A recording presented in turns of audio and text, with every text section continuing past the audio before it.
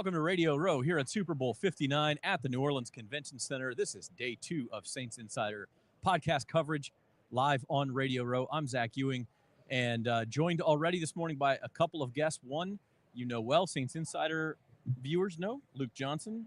Those of you who read the Times-Picayune and have for a while, and The Advocate may recognize our other guest. That's Brooks Cuvina, who is now the Eagles beat writer for The Athletic. So we've got a full house this morning for the first 20 minutes or so. Gentlemen, how has the week been so far for you? Not too bad. Not too bad. Last night was a spectacle for sure. As usual, yeah. You know, it's not just that it was like a lot of, kind of weird people out there. There was a genie out there last night at media night. That stuff typically happens. But it was also just a ton of people in kind of a small space. It kind of roped us off into just the sideline areas of the Superdome, and I don't know, it's pretty packed. What did you think, Brooks? You saw a genie. I saw a guy that had a baby doll strapped to his chest, and I was like, so. And I heard him talk to somebody else like, oh, he had a name for it or whatever. I was like, what happened? He's like, he lost some pick'em bet with his crew. I don't know if I'd ever sign up to do that as a person in working around here. Right. I don't know. Last night was insane. Covering LSU in the national championship.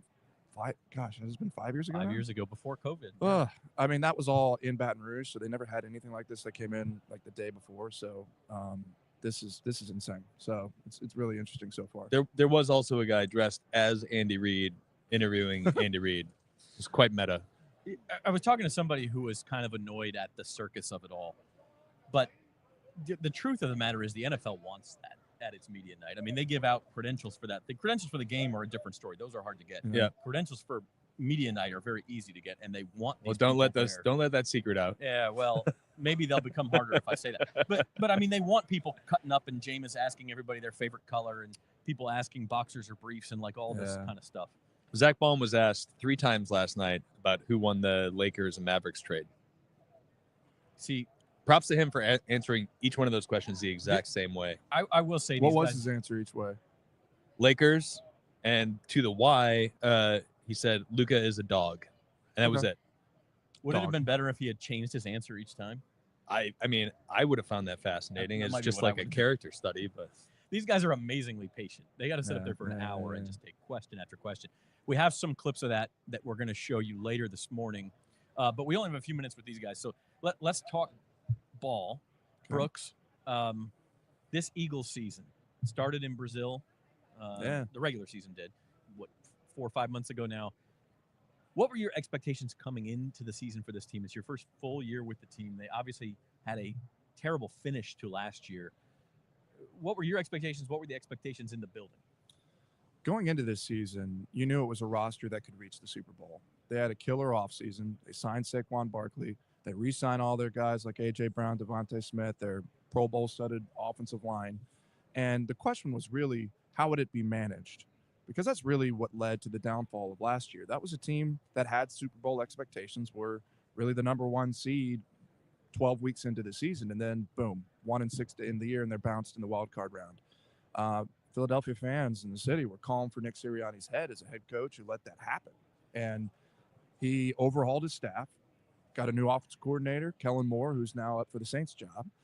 And then Vic Fangio takes over the defense. And really going into the season, you're like, okay, this is a team that could – I picked them to have 12 wins in the year because I thought the roster was there. But the question was, would this be managed the right way? What does the offensive game plan look like? Does the defense work under the system that the Eagles have preferred for a long time, but now is under the guy who invented it? So once that started off, they were 2-2 through the first 4 weeks. That Sao Paulo game, although they won against the Green Bay Packers, they ran all over them. It was a close game. Jalen Hurts had a couple turnovers, one as a throwing and another as a fumble. It looked discombobulated through 4 weeks. So at that point, I was wondering if it would be sustainable throughout the year. So that was the expectation going in. And even now that they're in the Super Bowl, it's kind of hard to reflect that there was actually a bit of a rocky start at the beginning of the season. And actually, they were 1-1, Luke, and came to New Orleans to face the 2-0 Saints, and were losing with a minute to go. Yeah. Yeah, and I remember going into the season thinking like there were some weird vibes in Philly and like it had a chance to really go off the rails. And then I remember going into that game, I was like, I think the Saints are going to kill them.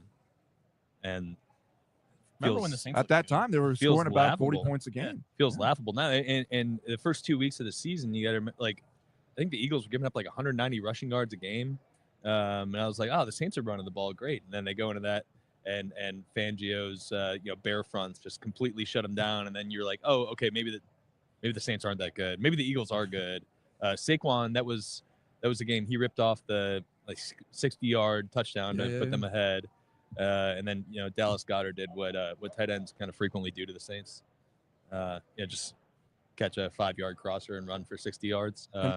What's interesting in that game, things that were so small that changed over that time. So Zach Bond, everybody can remember how he played for the Saints as an edge rusher, moves to inside linebacker, now up for Defensive Player of the Year. In that first game against the Packers, they ran down the Eagles' throats, and I went up to Zach Bond after just to ask what happened, and he said cut blocks for him personally. And I went back and I looked on the film. I was like, yeah, he's getting cut the hell out of. Like he's not able to handle this.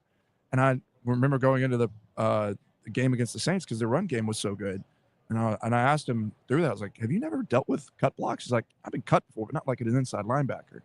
And watching the Saints film, they tried to cut him, but he learned. And talking to Vic Fangio after the word, he's like, yeah, people were trying to go at him, and now he learned, and we move on. Something as simple as that. Yeah. A player transitioning into a position he never played before, taking something that was relatively pretty straightforward for an inside linebacker, learning it, and then getting through it. Obviously, there's a lot of other things schematically that worked in that game, but Bond was a big part of that, and just growing up in the position that he was playing. There was so many things with the Eagles throughout this year. Young guys like Quinyon Mitchell on the outside at corner, rookie. Cooper DeJean was he's been excellent at nickel for them. He wasn't even playing and starting at that point in those first 4 weeks because he missed 11 training practices because of an off-season injury. So this was a team that grew up in a lot of ways at that point. And Howie Roseman's done a phenomenal job building that team in a couple of instances at the Saints' expense. This is a really good team that is now in the Super Bowl. But if this were like Mega Man, now you're facing the ultimate boss, right? The Kansas City Chiefs, who Luke is the pool reporter for the Kansas City Chiefs this week, and so he'll be following the Chiefs closely. And I mean, I am struck by I feel like in the past, if a team were going for a three-peat, it would be a lot of, no, we're focusing one day at a time and one game at a time. They are embracing this three-peat thing. I mean, they know that it's history, and they enjoy that, it seems. Yeah. Justin Reed threw out the Mount Rushmore thing yesterday, Mount Rushmore of sports teams, like they're really about it. And I think for them, it's, some of these guys, this is their fifth Super Bowl in the last 6 seasons, right? Did I got that right? That's right. Yeah, 5th in the last 6. Insane. And the other one they lost in the AFC Championship game to the Cincinnati Bengals. So, I mean, I think that long experience with it, makes them go like, yeah, well, why would we treat this like we could never go back because we've been back here so many times? Let's go for the big one. Let's talk about it. Let's embrace it. I think it's really fascinating. It's a different sort of way to go about it. I think probably a lot of that comes from the head coach. I think Andy Reid strikes me as somebody who doesn't tell his players to.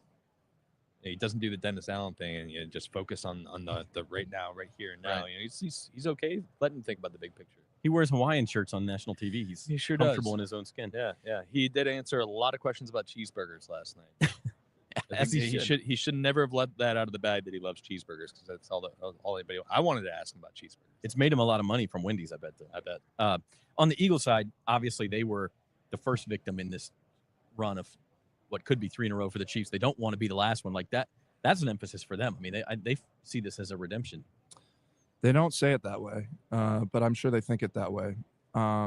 Throughout this year, I mean, there are a lot of players that didn't play in that game. This is a defense that was overhauled in a lot of ways. Rookies that obviously watched that game in college and such. But when you think about players that experienced that game, I think about Jordan Mailata, the left tackle for the Eagles.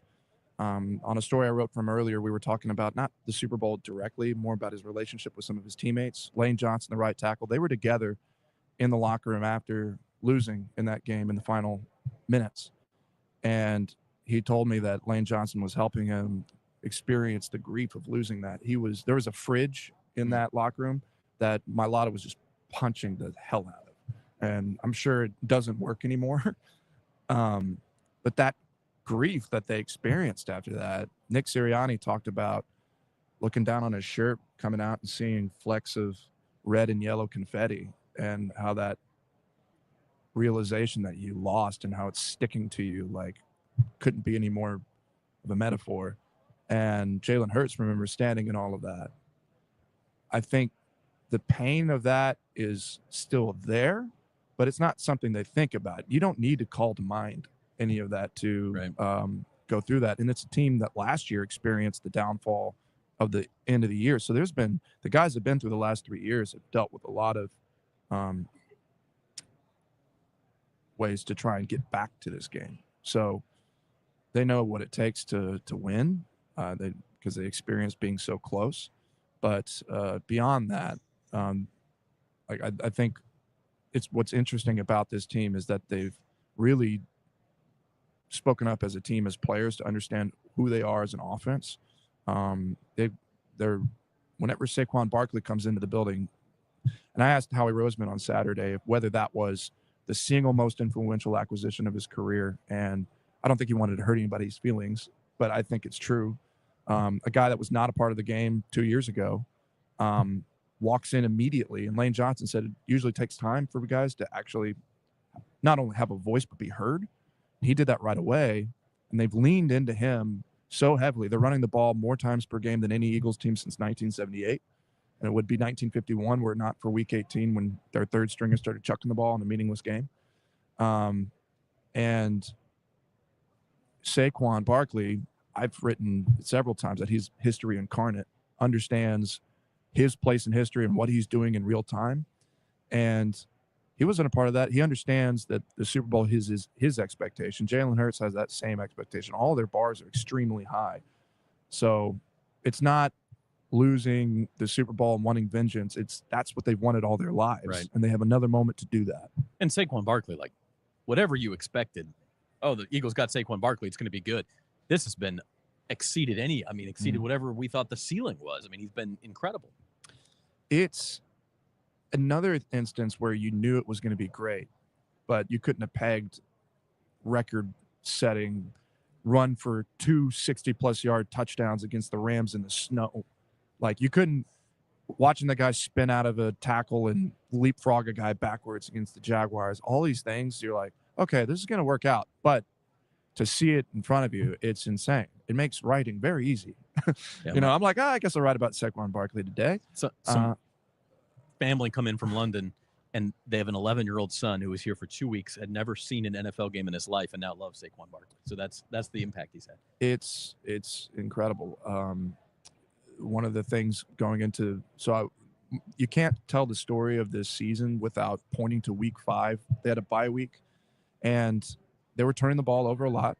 They were trying to do too much, and Lane Johnson and Landon Dickerson, the left guard, they were kind of speaking up to Kellen Moore and Nick Sirianni, saying, "We have Saquon Barkley.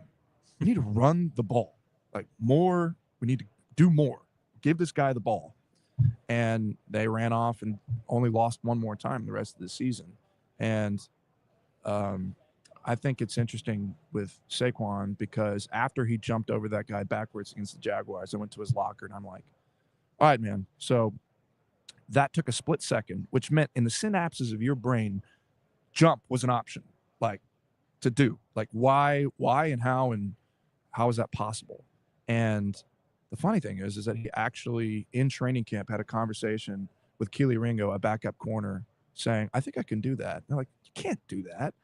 He prepares so much in his mind, scenarios and instances that really only he could do. And what's interesting about him, and Howie Roseman said this Saturday, the player is as good as the person, and I'm not diminishing the player at all.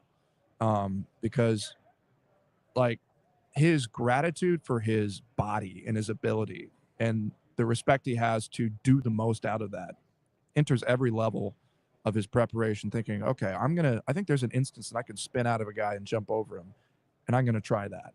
And that's going to be an option, and do it. And then after it's over, not be surprised that it actually happened. It's crazy. I know, I don't know, but the indications are that he's not going to win MVP. Considering how they've built this offense around him and that they're here because of him, he should be MVP. And Luke, I think the NFL is kind of going this way. It's going back towards running backs getting some value again because defenses have been built to defend sideline to sideline passing games. You knew that was going to happen. It's a cycle, and we always think it's not going to happen, but if you're smart, you do. Right. And I'll be curious to see how like the running back like actual like value market plays out. Talking like actual dollars. Because Saquon's making like he signed like the same deal essentially that like Darnell Mooney signed. And Darnell Mooney's a nice player, not Saquon Barkley.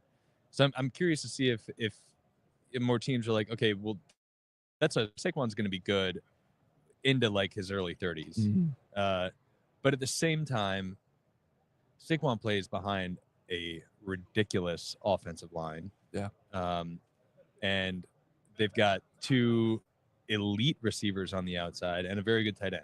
Like they just have insane players throughout their offense, which like, if you drop Saquon Barkley into the Giants, where he sometimes struggled, did some superhuman things, sometimes struggled, or into the Saints, it's not the same player. So like, I'm curious to see how teams start to value that. Like, Alvin Kamara was dropped into a better situation this year with the Saints and looked like a much better version of the player than he was for the last 3-4 years. So I think situation matters a lot with running backs, but I think taking that into consideration, the player is still really important. We're not for the offensive line with the Eagles. I don't think Barkley is an Eagle. Right. It was one of the main reasons he chose. He said that when he first got there. And you look at the average yards before contact with the Eagles, it's way above the average. It may be number one. The last time I checked, it was insanely high. Yeah, the Giants, they've got what, four guys on their offensive line, on their current starting offensive line who've made a Pro Bowl, and 2 who are all pros. Yeah. Right. Jurgens, Dickerson, Mailata, and Lane Johnson. Because he was choosing between the Texans and the Giants, and the Texans, their offensive line has been dreadful. Yeah. So he was not going to have that kind of season with them for sure. So it is interesting. You think about a team thinking, 1, is the running back I have Saquon Barkley level, and 2, are the pieces around them something that can actually field that. And Jalen Hurts, I don't think gets enough credit for how he helps out Saquon Barkley, because the zone read game is a huge element of the rushing attack. Got to account for Hurts as well. Barkley, a lot of the yards that he picks up in games come from zone reads. Jalen Hurts ran for a 44-yard touchdown against the Rams in the divisional round. Like, that is another element why that's so successful. Watching the Saints Insider podcast live from Radio Row at Super Bowl 59. We're brought to you by Ochsner Health. I'm Zach Ewing. We're talking with Luke Johnson, Brooks Kubina. Only a couple more minutes with these guys. So you got to ask Brooks the question everybody who's tuning in wants to know. Okay. What are the Saints potentially getting in Kellen Moore? That's right where I was going. Yeah. Okay. I should have trusted I was going to you. say we were talking Vic Fangio and the new coordinator on the defensive side. How about the new coordinator on the offensive side who may be headed to New Orleans? He did not come into an easy situation. When Nick Sirianni fired Brian Johnson, that was something that was very significant in a lot of ways, because Sirianni is a very loyal coach to his coaching staff. That comes from how he worked with Frank Reich and with the Colts. And Nick Sirianni doesn't call plays, but he last year was very involved in the game plan week to week. Too much. Had his hands on the wheel way too much. And Brian Johnson was caught in the middle of a dysfunctional system, and things needed to be changed. And he was the one that ended up getting fired because they needed to change. And here comes Kellen Moore into a situation where Nick Sirianni, a year removed from a Super Bowl, thinks that they're doing a lot of things really well and is a bit resistant to ditch a lot of the things that got them there. So, Kellen Moore comes in. He has to work in a collaborative situation with a coach that's trying to maintain a lot of things that they're doing. So if you had ego, if you had a little bit of there was going to be pushback, and how do you handle pushback? That's one of the things that I think Kellen Moore did really well was working in a system like that. And because you look at the offense that they're running, this is not what Kellen Moore's history has been. Recognizing that you have Saquon Barkley, this offensive line, getting one-on-one to the outside with A.J. Brown, who may be the best one-on-one receiver there is in the NFL. Those are the things that are interesting about him. Whenever they played the Cowboys first, I did a story on Kellen Moore where I talked to basically every assistant coach that he worked with or played for with the Cowboys. And the number one thing that they said about him was, if he's a head coach, right, people always want to know how you lead. How do you connect with players? The way he does that is he comes to players and he says, he gets them involved. He's like, hey, what play do you want to run? What works for you? What do you want to do? And that kind of stems to his quarterbacking for Boise State. It's like, they're really fun to watch and they do trick plays and all that stuff. It's part of how they connect and get excited to play the game. That's why all of them are there. So you look at how this team adapted after the Week 5 bye. That's partly Kellen Moore listening to the players and saying, what do you want to do? We want to run more with Barkley. We want to do the things that we do well. Okay, let's do that. A.J. Brown and I was just talking with Aaron Moorhead, the wide receiver coach of the Eagles last night. And we don't get to talk to assistant coaches all that much. And he was saying, on the sideline, they're running the ball more, so they're passing less. And you want to maintain a rhythm with wide receivers. And he'll go up to Kellen Moore on the sideline and say, hey, it's been a couple of drives since A.J. Brown's gotten a target. We want to get him the ball, at least to establish a rhythm. And also, you don't want him stewing on the sideline. So he fits that in the middle of a game, right, where you're trying to get yards and win and make the play. He's managing that at the same time. And he's done very well at that. So managing a situation that was going to be difficult for any coordinator that comes in, recognizing the talent that he has and using it really well, and getting to the point where this is his third time as an offensive coordinator and building up all the time that he's had in different spots and getting to a Super Bowl.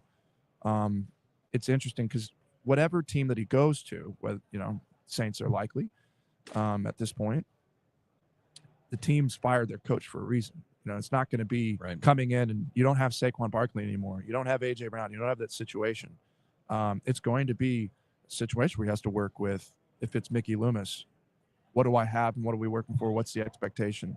And then connecting with those players and getting the most out of them. All those things are pretty, cliche whenever coaches say them, but you've seen that play out on the season for Kellen Moore. And another thing on that, and I know I'm going long on him, but I think an understated thing for what happened with the Eagles this year was how Jalen Hurts handled the blitz. In 2023, worst of his career. They were sacking him. They were forcing turnovers. The one thing that Kellen Moore said that he came on his first press conference was, I need to clean up. The best thing that we can have for an offense is a clean operation for the quarterback. Later, I talked to John Kitna, a former Cowboys quarterback, was a quarterback's coach with Kellen Moore. And he said, any quarterback going onto the field just doesn't want gray area. They don't want to go in and be like, whenever I see this guy in my face, I have, multiple options and what I'm supposed to do, and it's up to me. No, I want black, white. Where do I go with this? What do I do? And you see how they use Saquon Barkley against the blitz. They have outlets. They have checkdowns. Jalen Hurts is his best against the blitz this year. So, in a situation where this offensive line is probably not going to be as good, the quarterback and the receivers and all of that, that's going to be trouble. I think he's one of those coaches where you can say, okay, I think he's going to get the most out of the quarterback situation. Look, I know we're up against you needing to get out of here, but this is, look, maybe last night's not the most important thing, but it was a tricky situation for Kellen Moore. I know you weren't standing next to him, but I'm sure you've seen some video and read some quotes. I thought he handled it well too. He kind of struck that balance between saying, hey, I'm the Eagles coach this week and we need to go win a Super Bowl, but also, yes, I aspire to be a head coach, and here's what I think about that. Yeah, I mean, he obviously had time to prepare for that, and he knew what kind of questions he was going to get. But I do appreciate that.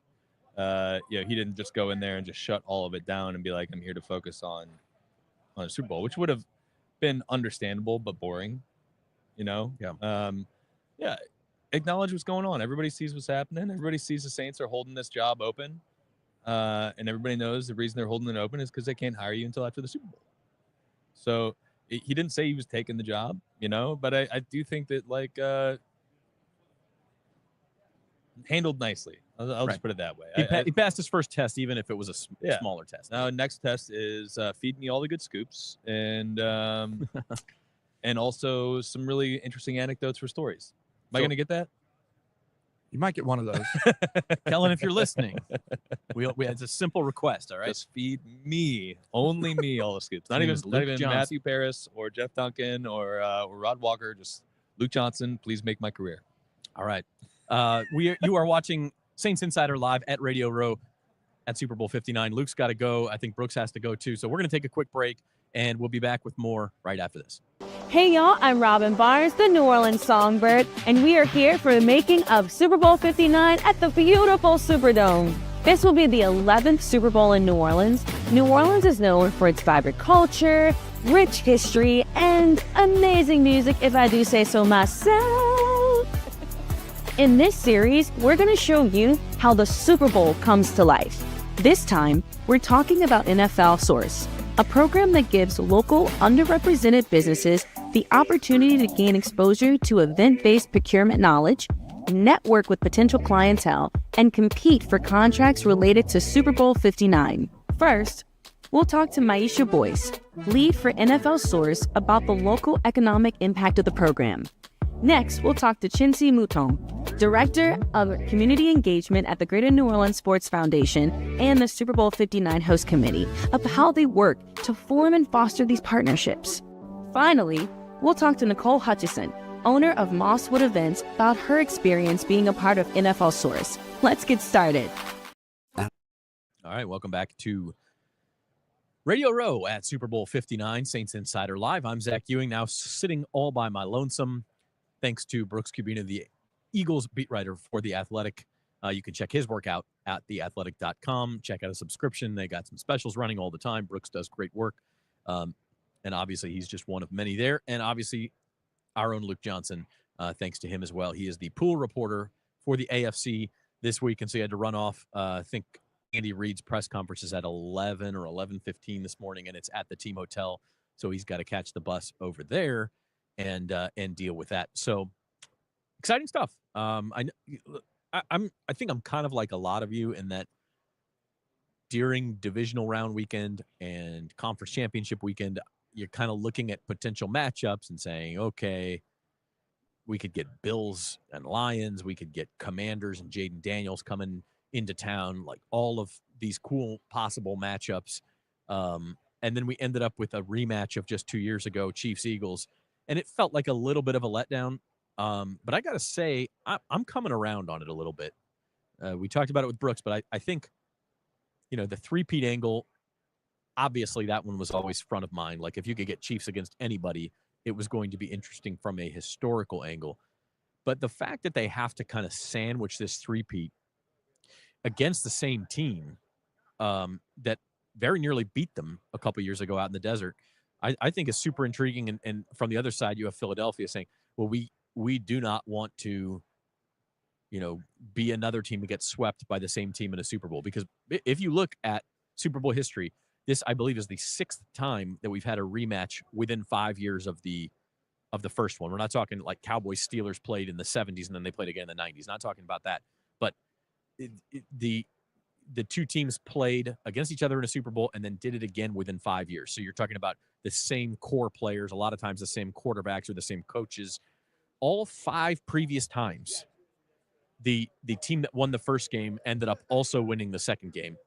I'm going to see if I can. It's Cowboys-Steelers in the 70s. I don't believe 49ers Bengals in the 80s counts because it was more than 5 years apart, although you could count that one as well. It was like 8 years apart, but it was the same quarterbacks, same core group of players, especially on the 49ers side. Cowboys-Bills is one. Giants-Patriots. Of course, Eli Manning beat the Patriots twice. And then Chiefs-49ers just in the last few years played. And the 49ers were quite a bit different, but the Chiefs did beat them twice. So every time that it seems to happen, the same team wins again. The Eagles don't want to do that. So you have this kind of redemption angle from the Philadelphia side. So I find it to be a super interesting matchup. And just being here, maybe it's just bias, but I do feel like it's getting to the point where I'm pretty excited for Sunday, pretty excited for this matchup. Do want to let you know that we are brought to you this morning by Ochsner Health and all week. And Ochsner Health is the official healthcare provider of the New Orleans Super Bowl Host Committee. So our thanks to them. And going to talk more about last night. I think Rod Walker's walking around. We may have him stop by and give us his impressions at some point. But we do have some videos as well from last night, and I apologize because they're vertical videos. Oh, Rod's right here. Rod's going to sit down. We're going to see some of those videos, but Rod, I was just mentioning the zaniness of media night last night, and I know you've done them before, but I don't know. It seems like they get crazier every year. I've only watched them on TV, but you got a guy dressed as a genie. You got a guy with like a baby around his neck. You got international media asking silly questions, and I mean, it's a circus, but it's also kind of what the people come to see. This is my first time doing it in 6 years, but it was kind of the same. I don't know if it's gotten worse, but I mean, it's gotten worse since it first started. But yeah, I mean, there were times like I have a player trying to ask him a serious question, like trying to do some what I would call real work, and somebody will just walk up, hey, come play with this game and do this for me, like do this trick, like come on, man, like and they're just trying to get their video content and their videos on social media, so it's pretty annoying for people who are, trying to do some real work. I stood at Nick Sirianni's podium, and my whole goal was to stand there until I could ask him about Kellen Moore. And I thought, okay, each team is out there for an hour, and I was fairly close to the front. I mean, sometimes there's like almost a line of media, and you have to wait for people to ask a question and move out of the way so you can get up there. And it was, only a couple minutes before I got to the front. But every time I try to ask him, I'm shouted out by somebody else asking him about. I can't even remember them all, but a lot of them were just, some of them were legitimate football questions, but some of them are just these inane questions. Jameis Winston's out there throwing W cookies at people so they can eat a W. Yes. I mean, so yeah, it gets a little bit like, and how long is it going to take me? It took me about 35, 40 minutes to finally ask Nick Sirianni this question.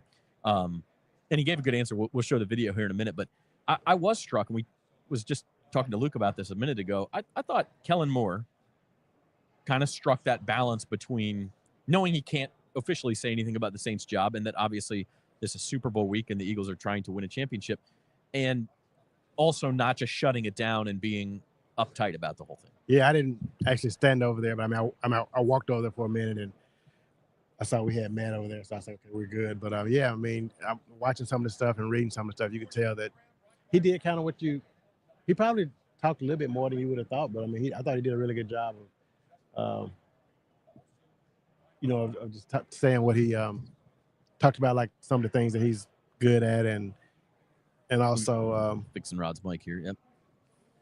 But also saying that what the main focus is. So I think that, and we kind of knew he would do that. I mean, that's what we expected. So yeah, and I mean, the Eagles' offensive players, and again, we have some videos with show. They were like effusive in their praise of this guy. Only worked with him for one season, which Dallas Goedert told me that. He said, look, it's only been one season, but they're impressed by him. Brooks was telling us he came into a pretty difficult situation. They fired Brian Johnson. Their offense was a mess last year. The whole team was a mess at the end of last year. And I think Vic Fangio gets a lot of credit, but Kellen Moore deserves a lot of that credit too. Yeah, he does. I talked to Tanner McKee, who's like, I don't know if he's second string or third string. He's a backup quarterback. And the first thing he told me about was there was one game that he started against the Giants, and he said he was talking the night before. There was a play that he didn't really like, and so he called up Kellen Moore. They talked about it, and Kellen Moore just kind of like gave him the confidence that okay, it's gonna work fine, and because Tanner didn't like the play at all, but it ended up working, and the play went for like 40 yards. He said when they actually ran in the game. But one of the things he talked about was he's like a really good communicator. Like you can really, it's kind of like a player's coach that if you don't like something, you can talk to him about it. And so he was really pleased with that. And he said he'd make a really good head coach is what he said. But I mean, I know they're gonna all say that probably, but that's what he said. That's the thing. None of them are gonna say, yeah, this ain't your guy. Yeah. So I did try to ask Chauncey Gardner-Johnson about him.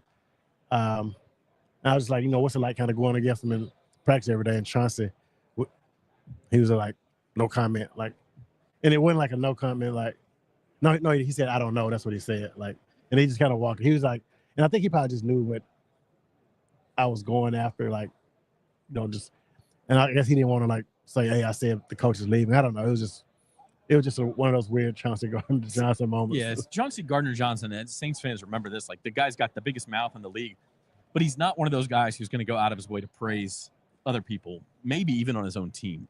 And I was kind of you talked to him for a little while last night and said he was very kind of withdrawn. Yeah, and I talked to Gary Smith, who was doing some work for AP, and he said the exact same thing happened to him. It was kind of strange. The first thing I asked him about was something about just New Orleans or something. He said, "Yeah, eat beignets and something." It was, it was just kind of, he was trying to be kind of funny, but it was decent. And then all of a sudden, he just like shut down. It was just like, so. And he was doing other people the exact same way. So he just, maybe his mom told him he wasn't supposed to treat anybody in New Orleans well. I don't know. On the Chiefs side, what did you notice? Who'd you talk to? I went to Chris Jones' thing and couldn't really get in, but I talked to like a bunch of players about this story and writing on about just how, people hate the Chiefs now. And I know one of the things that Xavier Worthy said, as soon as I asked him, he's like, "Yeah, man, we're getting that Tom Brady effect." Those are his exact words. So, I mean, I think, some of the players, they realize that people don't like the Chiefs. And even the crowd last night, I thought it was a pro-Eagles crowd. I don't know. Did you feel like that way? You thought it was pretty even? Or I thought so. There were some pretty loud cheers for the Chiefs in the middle, in the middle session when they had both teams on the podium. But I will say, once the Eagles were done, that crowd disappeared. I mean, there were still Chiefs fans there, but it was a third of what it was earlier in the night. Yeah, and I don't know if that's just because, I mean, if you just sit in the stands, it's probably kind of a long. I don't know how exciting that is if you're just up there. And if you're an Eagles fan and it's already past 9 o'clock, it's time to go to the bar. Right. It's a Monday night, and you brought your kids. You probably want to get home, and so I mean, I get it, but but to me, it felt like more Eagles fans, and I don't think it was. I don't know if the numbers were more Eagles fans, but I just think it was just more. I just thought they were louder, and I think some of that fatigue has set in for. And that's human nature, right? Yeah, and that's what the players are battling too. Is like, okay, yes, you have a comfort level and you've been here before, but at the same time, you have to kind of keep that motivation at the same level that you needed to win the first two. Yeah, and I mean, that was one of the things somebody did ask Chris Jones about that. And, he just talked about how he said it never gets old to him. And I mean, you've seen videos and highlights of Chris Jones. He was crying, I think, at the AFC Championship game. I mean, he gets really emotional, and so it still means a lot to him. But you still have to kind of try to find that something to make it exciting the third time. I mean, you've gone through the emotions on all this, so. Yeah, I'm going to show this Chris Jones video I took last night because I asked him, just to your point, I said, "What is the vibe in New Orleans like compared to other Super Bowl cities?" And he sits and goes, "Oh, let's see. There was Miami, Tampa, Arizona, Phoenix." I mean, he's like listing all these cities and trying to remember them. And then he goes off into this tangent about rappers he likes from New Orleans and from Louisiana. And so he's very casual about it. And this is a very casual setting. Right. But it did kind of strike me as how it was almost like a bored answer. So let's watch this. This is like a 30-second video here. Very different. It's been Miami, Tampa, Las Vegas, Arizona, and now it's New Orleans. I love New Orleans. There's the Peak, No Limit Soldiers, been a huge fan. Bill Boosie, Whammy, Trill, ENT, NBA Young Boy. I know that's from Baton Rouge, but it's close enough. I have so much love for New Orleans. And Trump Warren, boisterous here. Are amazing. So, I don't, you couldn't actually hear that on our side, but again, it's a casual setting. What is he supposed to say in that situation? But the Chiefs, just as a group, kind of struck me as it was very much a been here, done that sort of. You had some Eagles players, and obviously some of them were on the team 2 years ago too, but some of them are taking photos of the dome and things like that. You didn't see that on the Kansas City side. Yeah, I mean, they've done it. I think they're really locked in, though. I mean, they want to get this 3P. Just kind of talk to guys, the guys who've been there for a long time. I mean, they want to get enough because nobody's ever done it. So I get that for sure. Can I share my Chris Jones story? I know you heard it before. Yeah, no, I actually really like this story. Go ahead. Okay, so when I was covering high school sports in Mississippi, and this was actually my last year in Mississippi before I moved to New Orleans, so that had been 2013. So Chris Jones came out of high school in 2014. But anyway, in Mississippi, there's a list called the Dandy Dozen. Every kid who plays football wants to be on that list. It's the top 12 football players in the state going into their senior season. And so anyway, we talked to a bunch of different college recruiters, and we look at stats from the previous season, and that's how we compile the list. And it's like in Mississippi, like it's a really big deal. Deuce McAllister would still tell you today that he's disappointed that he didn't make it his senior year. But anyway, that year, some years you have like 10 guys and you're trying to find 2 more to fill the spots out. But some years you have 15 guys, you got to like trim it down. But this particular year, Chris Jones, he had transferred his sophomore year, and by his junior year, like he had to sit out a little bit. So people didn't really know about him. The only people that really knew about him was Mississippi State. They had this recruiter named Tony Hughes, who's one of the best recruiters in the Southeastern Conference. So Tony knew about Chris Jones, and they were kind of trying to keep him under wraps. So I remember I talked to Tony. I called him. I was like, man, it's like 2 more spots, man. I've been kind of hearing about this Chris Jones guy and then this other guy. And Tony, and I was like, what do you think about Chris Jones? Tony's like, he's just okay. He didn't want Ole Miss to know about him. He didn't want Alabama to know about him. So they just kept under wraps. And as a Mississippi State guy, you decided to help him out there. No, I didn't know this. I didn't know that I didn't even realize that's what he was doing. Like, I didn't know how good he was. And so he ended up not making the list. And Chris had actually played on the Mississippi. They had an all-star basketball game that summer. It was the first time I had actually seen him in person. And you just saw his size and how good he moved. And I was like, man, this guy's pretty good athlete. But anyway, he ended up not making the list. It's the biggest regret of my high school sports writing career. And everybody who worked at the Clarion Ledger, the paper I worked at, they had these snubs, some guys that they overlooked. And Chris Jones is mine. One of my coworkers, they still talk about Deuce McAllister didn't make it. Eric Mose, who played with the Buffalo Bills, didn't make it back in his year. So, that's my Chris Jones story. And every time he makes a play now, one of my former coworkers will call me or text me saying, hey, did that guy make Dandy Dozen? Like, that's just kind of our running joke. And it's been going on forever now. I mean, Chris Jones he's had a Hall of Fame career. You just got to embrace it at this point. Yeah. Were you there when Deuce didn't make it? No, I hadn't started yet. But okay.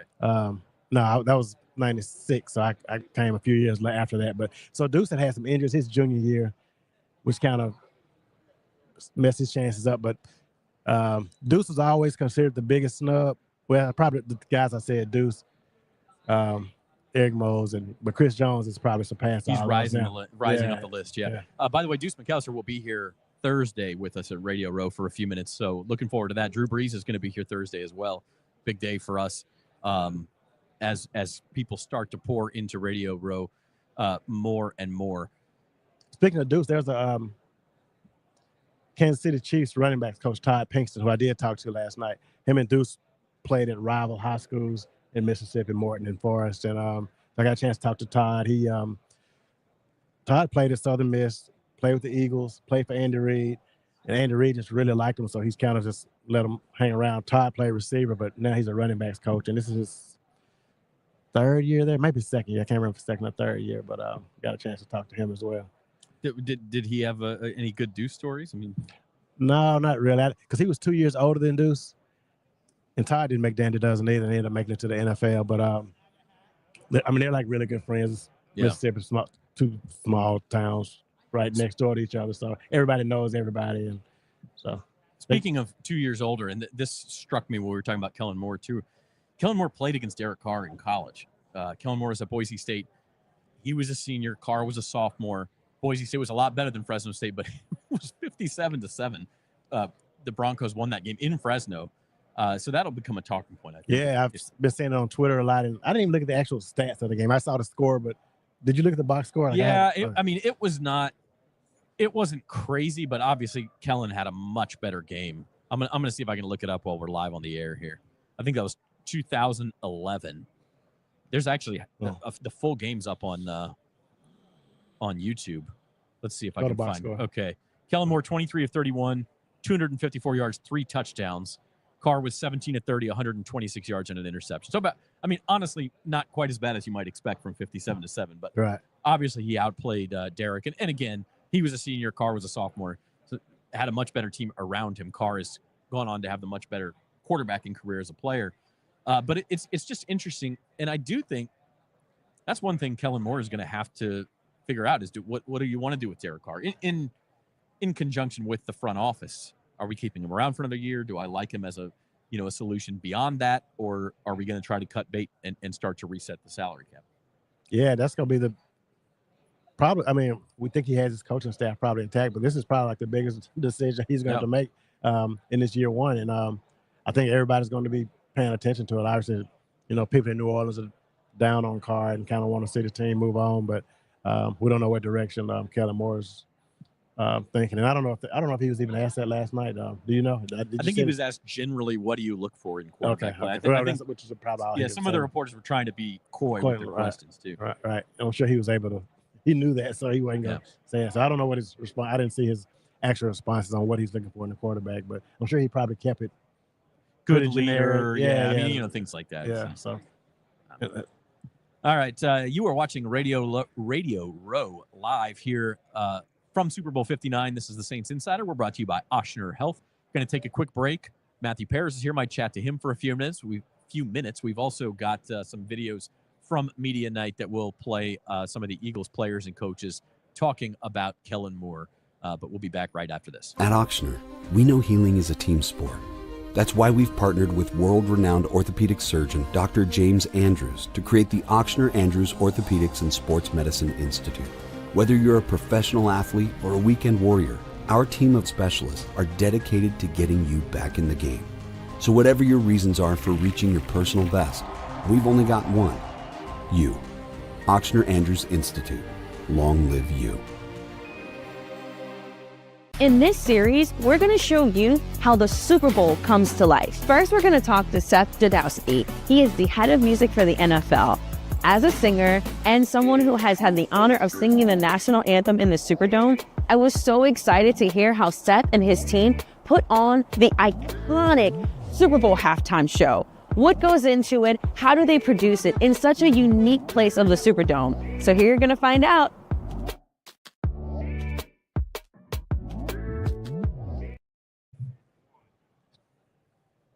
Welcome back to Radio Row here at Super Bowl 59, Saints Insider Live. Zach Ewing joined with Rod Walker and now with Advocate Times-Picayune Saints beat writer Matthew Paris. Matt, we were talking to Luke earlier, and Rod, we're not actually around Kellen Moore. You were last night. You talked to him extensively. I thought he did a nice job sort of striking a balance between not being able to talk about the Saints' job, but also not wanting to shut down all questioning and kind of be, super reserved about it. Yeah, curmudgeon central. Right. Part of that also was just like a feel out for how's this guy going to be with the media as a head coach potentially. Like, what's his background? What's his leadership style like? How does he view the job he's done with the Eagles, kind of his career path? And we got all sorts of answers about that, and he came away impressive enough. He's not the best quote in the world, but he should be fine for our purposes. But I thought he was pretty well polished, pretty well reserved, and I thought he handled it well. That's not an easy situation, I don't think. He had a big smile on his face the whole time, which you don't see from NFL coaches and players too often. No, true. And I think the thing that made him maybe laugh the hardest was when he was asked about, whipping Derek Carr's butt in college, and he was talking about what did he say? I didn't catch that answer. He just pivoted to Derek's a great quarterback and has respect for him, but he also talked about being in the position of he's been coaching where he goes against guys that he's coached with, goes against guys that he played with. He said I started coaching pretty young. He was just 29 when he was the offensive coordinator. So it's crazy, and he's been doing this for 6 years. So he's the interesting candidate where he's been doing this a long time now, but yet he doesn't. I mean, he's not old, so he kind of brings an interesting perspective to it, I think. After talking to him, I assume this is the first time you've talked to him in person. Yeah. Are you more or less convinced he can kind of command a locker room and be the Jeff Duncan alpha coach that he says the Saints need? I don't know. I mean, he doesn't really strike me as alpha, but you don't know how he is with the press versus the media. I mean, I didn't cover Sean Payton, but I think players would tell you that Sean Payton was also different with them than he was with the media. I think a little bit anyway. So, it's just a matter of can he command a locker room, but you can command a locker room with all sorts of different ways. Like look at Kevin O'Connell with the Vikings. He's not Mr. Disciplinarian by any Sean means. McVay, Sean McVay, Mike McDaniel, like there's a whole different type of coach that has succeeded in the NFL that's on the rise. And I think the one important thing he did say was he'd want to call plays as a head coach. He revealed that. That's not a huge surprise given his background, but some people like to delegate, and he will not be. He'll be calling the plays if he gets his job. And every now and then you see a coach say that, and then after a year or two of doing it, Right. they decided maybe isn't going to work that well. So, yeah, I thought it was interesting. Is there any chance that he's not the guy at this point? I mean, he'd have to have like a change of heart, or he just simply wouldn't want to have the job. I mean, that's what it would boil down to. Is let's say they win, things are going great for him. He wants to stay again, or they lose this close, and he says, "I want to roll it back." Like we don't know what his motivation is, and as much as we tried to ask, he gave pretty much the same answer on every question. Mhm. But yeah, he would have to obviously want the job, but it didn't seem like he didn't want it. He could hit like a giant pothole or something in New Orleans and say, you know what? I'm not doing this every day. Screw this place. Yeah. Take the Causeway Bridge. Like, Yeah. this is taking forever. Yeah, although New Orleans in the Super Bowl is crazier than usual, but also like they've cleaned the place up a little bit. So Yeah. I don't know. Not a fair, Yeah. not a fair comparison to what everyday life is, I don't think. What else did you notice at media night? I don't know. You were writing your story about more during much of the Chiefs time, but I don't know Yeah. if you got out there at any point. I did. I went and did the Chiefs. The wackiest bit I saw was Guillermo from Jimmy Kimmel toss powderless beignets, or he had Carson Wentz tossing powderless beignets into his mouth, and he wanted him to throw it like a quarterback. Carson Wentz was like, have these been touched by a bunch? He was like a germaphobe. It was kind of funny. Besides that, there's a dude dressed as a genie, face paint. Yeah, the genie blue was and all. With a bright light sign that said "Make your wish," Yeah, something like that. Or, yeah, props to him, I guess. And the randomest celebrity I saw was Joey from The Bachelor, like guy who's dating New Orleans Kelsey Anderson. I would not have recognized him, but good on you. Yes, good on. Yeah, I probably should have told our digital team about that, but hey, here we go. yeah. You never know. You never know. We do have Blake Groupie is over there. We're going to see if he's going to stop by, Yeah. see if he can get his attention. Saints kicker. Matt, I don't know. The craziness of media night. Rod and I were talking about this, but for the Chiefs, this is such old hat. And I know a lot of the Eagles players were doing it 2 years ago too. But that's the juxtaposition I noticed was some of the Eagles players are still got their phones out and they're taking videos of the dome and scene and everything. And the Chiefs just were not doing that. No, and it was interesting to talk to a guy like Carson Wentz, who this is his first time going through this. And I asked him about the 3P, embracing history, and he said that like you can tell that they're chasing history, but the habits and the stuff, like he could tell that they had been there before, and that's how Andy Reid set the practice schedule and all that. Yeah. We're going to take a quick 30-second break, and we do have Saints kicker Blake Groupie here, so we're live from Radio Row and be back right after this. At Auctioner, we know healing is a team sport. That's why we've partnered with world-renowned orthopedic surgeon Dr. James Andrews to create the Auctioner Andrews Orthopedics and Sports Medicine Institute. Whether you're a professional athlete or a weekend warrior, our team of specialists are dedicated to getting you back in the game. So whatever your reasons are for reaching your personal best, we've only got one. You. Auctioner Andrews Institute. Long live you. Okay, false start on Radio Row on me. Blake Group is going to be back in about 15 minutes. Yeah, I know we're on. I'm talking. We're on. We're live. But yeah, Blake Groupie is going to be back in about 15 minutes and maybe 20 minutes, and we will talk to him then. He is here at Radio Row. Has one more interview to sneak in first. So as we were saying, Matt. And Rod. And Rod, next you year. sat down. It's live, baby. It's all live. Media night is crazy. For the teams, at least, things settle down quite a bit now. They've got press conferences the next 3 days. but those are in a more traditional setting. They're going to be sitting at a table with just media, with just TV people. I have to think this is when, for the teams, it gets down to business as usual, and they kind of get into a normal game week as much as they can. Yeah, I mean, and that's kind of what.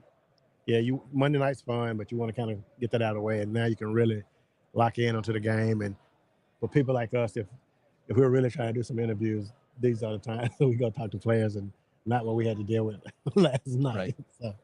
So, last night is important because it's the first time we're going to get yeah. Kellen Moore in the first. You got to see what he's going to say, but now the real football questions, the questions about the matchup, the focus kind of turns. Yeah, no, it does, and the access gets a little limited. Like, it allows guys to focus on the game, and it should be a great game. I mean, that you could tell both teams, just even by their composure, like you could tell that these are like stacked rosters. And it's funny, even just walking around, it's like, oh man, there's Saquon Barkley, there's Jalen Hurts. Like, there's just a ton of talent in New Orleans right now. Yeah, it's pretty crazy, and this scene is already, I think, much busier than it was yesterday, and it's just going to continue to get that way. Like I said, Thursday we've got Deuce McAllister coming by, we've got Drew Brees coming by. Morstead. Yeah, Thomas Morstead's tomorrow. Josh Jacobs of the Packers will be here Thursday. Michael Brockers, former LSU and NFL linebacker, he'll be here Friday. So, it's filling in, and we're going to get some guys just walking by, like we're going to get Blake Rupe here in a few minutes. So, quite a scene. I can't help but wonder how far the Saints are away from this scene themselves. It feels like they played both these teams, and they played the Eagles close, and it's not like the Chiefs beat them by 30 points or anything, although the Chiefs don't do that. But man, it feels like they're a long way away. Feels like it's a different sport. Yeah, difference. I don't know if I'd go that far, but they are very far away. I mean, it's like Hammond at least. You just think about the way. Yeah. I mean, think about these two teams. Like, these two teams have been back. They played 2 years ago. The Eagles were 10-1 last year before their meltdown. The Chiefs obviously have won 2 in a row and have been in. They've made 7 straight AFC championships. Like, these teams are annually in the mix, and that's just not the Saints right now. And they have a lot of work to do to be just in the mix annually. Forget about this game. Yeah, I keep thinking about how we'll say sometimes on the pod, like, man, this is a big game for the Saints. This is, this feels like a really pivotal game, and it's week 7 and it's October 23rd or whatever. And the Chiefs are like sleepwalking until the divisional round. I mean, there's no such thing as a big game for them until January. Yeah, I mean, they go into the season, they're a playoff team. Like, that's not even a question. It's just a matter of, are they going to be the 1 seed or are they going to be the 2 seed? Pretty much is what it's been like for them. So, but they're an exception. I mean, they're an exception to the rule. That's why they're going for their 3rd straight title. They have a generational talent at quarterback. So, I mean, that changes the whole picture when you get one of those. Should we talk about the Saints almost had Patty Mahomes? Should we go down that? For those who don't know the story, which if you don't, this might be your first time tuning in to any of our programs, but in 2017, the Saints were planning on taking Patrick Mahomes was number 11, I believe. They had the number 11 pick. It depends if Lattimore was there. The way Jeff Duncan's always told it to us is that if Lattimore was still there, that was going to be their pick. But it was, Ramczyk was, I guess it would be like in case Lattimore was gone. Well, the Bills had the 10th pick, the pick right in front of the Saints. Right. And I don't know if they thought the Bills might take Lattimore. The way I've heard it told was that Mahomes was definitely on the board. And at that point, he was going to be the heir apparent to Drew Brees. Maybe Brees was going to play 2 more years and then let Mahomes take over. But as fate would have it, the Chiefs, in a move that Buffalo Bills fans regret to the max, traded with the Buffalo Bills, moved into number 10, and took Patrick Mahomes. The Saints got Marshawn Lattimore, who's a great player, was a very, very good player as a rookie, and maybe he's fading his injury concerns and all that sort of stuff, but it wasn't a bad pick, but it also wasn't Patrick Mahomes. Yeah, but nobody's a Patrick Mahomes. So, No. But yeah. It could have just set them up for the future, like you said, but I don't know. What was interesting about the Chiefs' move at the time was, they had Alex Smith. He was a solid quarterback, but he was just the guy that's wasn't going to get you there. I think they had made the playoffs 5 times under Smith or 4, and they won once. Like, Andy Reid knew the ceiling with him, and that's why you got to credit the Chiefs just in general for like knowing and recognizing what their ceiling was as a team and making those hard decisions, making that costly trade up. Like it costs a lot to move up from, what were they, 26, 28 to 10? Yeah, that's a big move. It's a big move, and yeah, it's just I feel like a lot of NFL teams kind of aren't honest with their rosters some part, and I think we're pivoting to the Saints of today. Maybe that's why. That is a good way to put it. That they're not honest about their roster.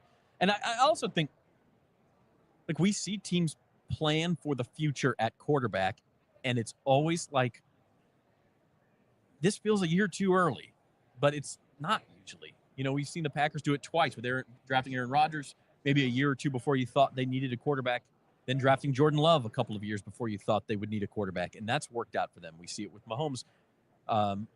You know, hate to say this for Saints fans, but maybe the Falcons have done that with Michael Penix, where everyone said on draft night, what are they doing? They just signed Kirk Cousins. Now it looks like Michael Penix, the future is now in Atlanta. So, good organizations plan ahead. It doesn't always work, but they do try. It's the one position where you really need to plan ahead. I think the Saints they didn't do it. I mean, they just they let Breeze play until the wheels fell off pretty much. They have, to their credit, they have drafted quarterbacks in back-to-back drafts, even when they first signed Carr with Jay Kaner, but they've taken 4th round, 5th round swings. They haven't really made that aggressive, let's go get our guy trade, but you know what? It's also easier said than done too. And even with Breeze, it didn't really work out, but they did try Jameis. They brought Jameis in to kind of sit behind Breeze and gave him a chance. Then you try Andy Dalton. That's probably a little bit of a drop off, but they made some efforts. They just swung and missed, I guess, on those. And I think it doesn't always work. The Niners drafted Trey Lance a couple years ago. That was a complete bust. They gave up a ton for him and then got rid of him a year later. So we've seen it happen where it doesn't work out. But I do think you always have to be thinking about it. You do, and a lot of the it's also hard to sit a guy for an extended stretch. Sure. Like, as soon as Kirk Cousins started to struggle, the Penix whispers came out, and they got him in there sooner than later. When teams draft a quarterback, normally you don't see your Derek Carrs of the world in front of them. You see your Case Keenums, your who's the guy that was ahead of Mitch Trubisky a few years ago? Gannon? No, not Gannon. In Chicago? He played in Arizona. What was that guy's name? I'm totally blanking on it. Maybe somebody in the He's bald. John Kitna? No. Who Dat Daddy did let us know Marshawn Lattimore's pick 13. So we appreciate that. That was not 11. It was pick 13. Man, I got nothing for you. Wow. You're Anyway, from Chicago, Matt. I know. This is why I'm failing. He also played for Tampa. I can see the guy's face. That was Mike Glennon. There you go. Glennon. There we go. Thank you, Google. Yeah, your Mike Glennons, your Case Keenums, Colt McCoy, like that, guys that are not going, like, stopgap quarterbacks. Teams don't really view Derek Carr as a stopgap quarterback, and so it's harder to take that swing. And the other part of this is when you sign a rookie, you got 4 years and you can extend him to 5. That's it. And that's for a first rounder. Second rounder, you get a year less than that. So if you let him sit like Jordan Love, again, Packers did the right thing, but he was only the starter for a year, and then all of a sudden he was owed big money. Right. Yeah. And even if they start from day one, really, you only have sometimes you can tell in year one the guy isn't it. Year 2 is really crucial for them because you have to take advantage of their lower salary cap too. Like their low cap hit, you can build these teams around them. That's what makes a team like Washington with Jaden Daniels so interesting. Like, how are they going to capitalize on his window? Same thing with the Patriots and Drake May. Like Houston, I think exactly. Houston really went all out in free agency this year and tried to surround C.J. Stroud with a good team, and they made the playoffs again. They won a playoff game, but they actually CJ regressed in some areas, and I think the team did too. And so, yeah, but now all of a sudden, clock's ticking on Houston. You got another year or two before C.J. Stroud's owed big money, and you have to make a decision on him and a bunch of other tough decisions. Yeah, absolutely. So you are watching Radio Row live from Super Bowl 59 at the New Orleans Convention Center. This is the Saints Insider Live, talking with Rod Walker and Matthew Paris. We're going to get Blake Grupe, Saints kicker, here in just a few minutes. We'll take a quick break, and I don't know if we're going to get Blake right when we come back, but it'll be here within a few minutes, and we'll be back on Radio Row right after this. In this series, we're going to show you how the Super Bowl comes to life.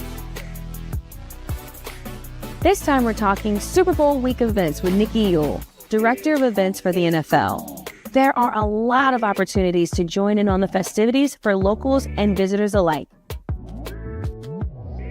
From opening night to game day, Nikki is sharing how she and her team will make the game week experience unique to New Orleans. Check it out.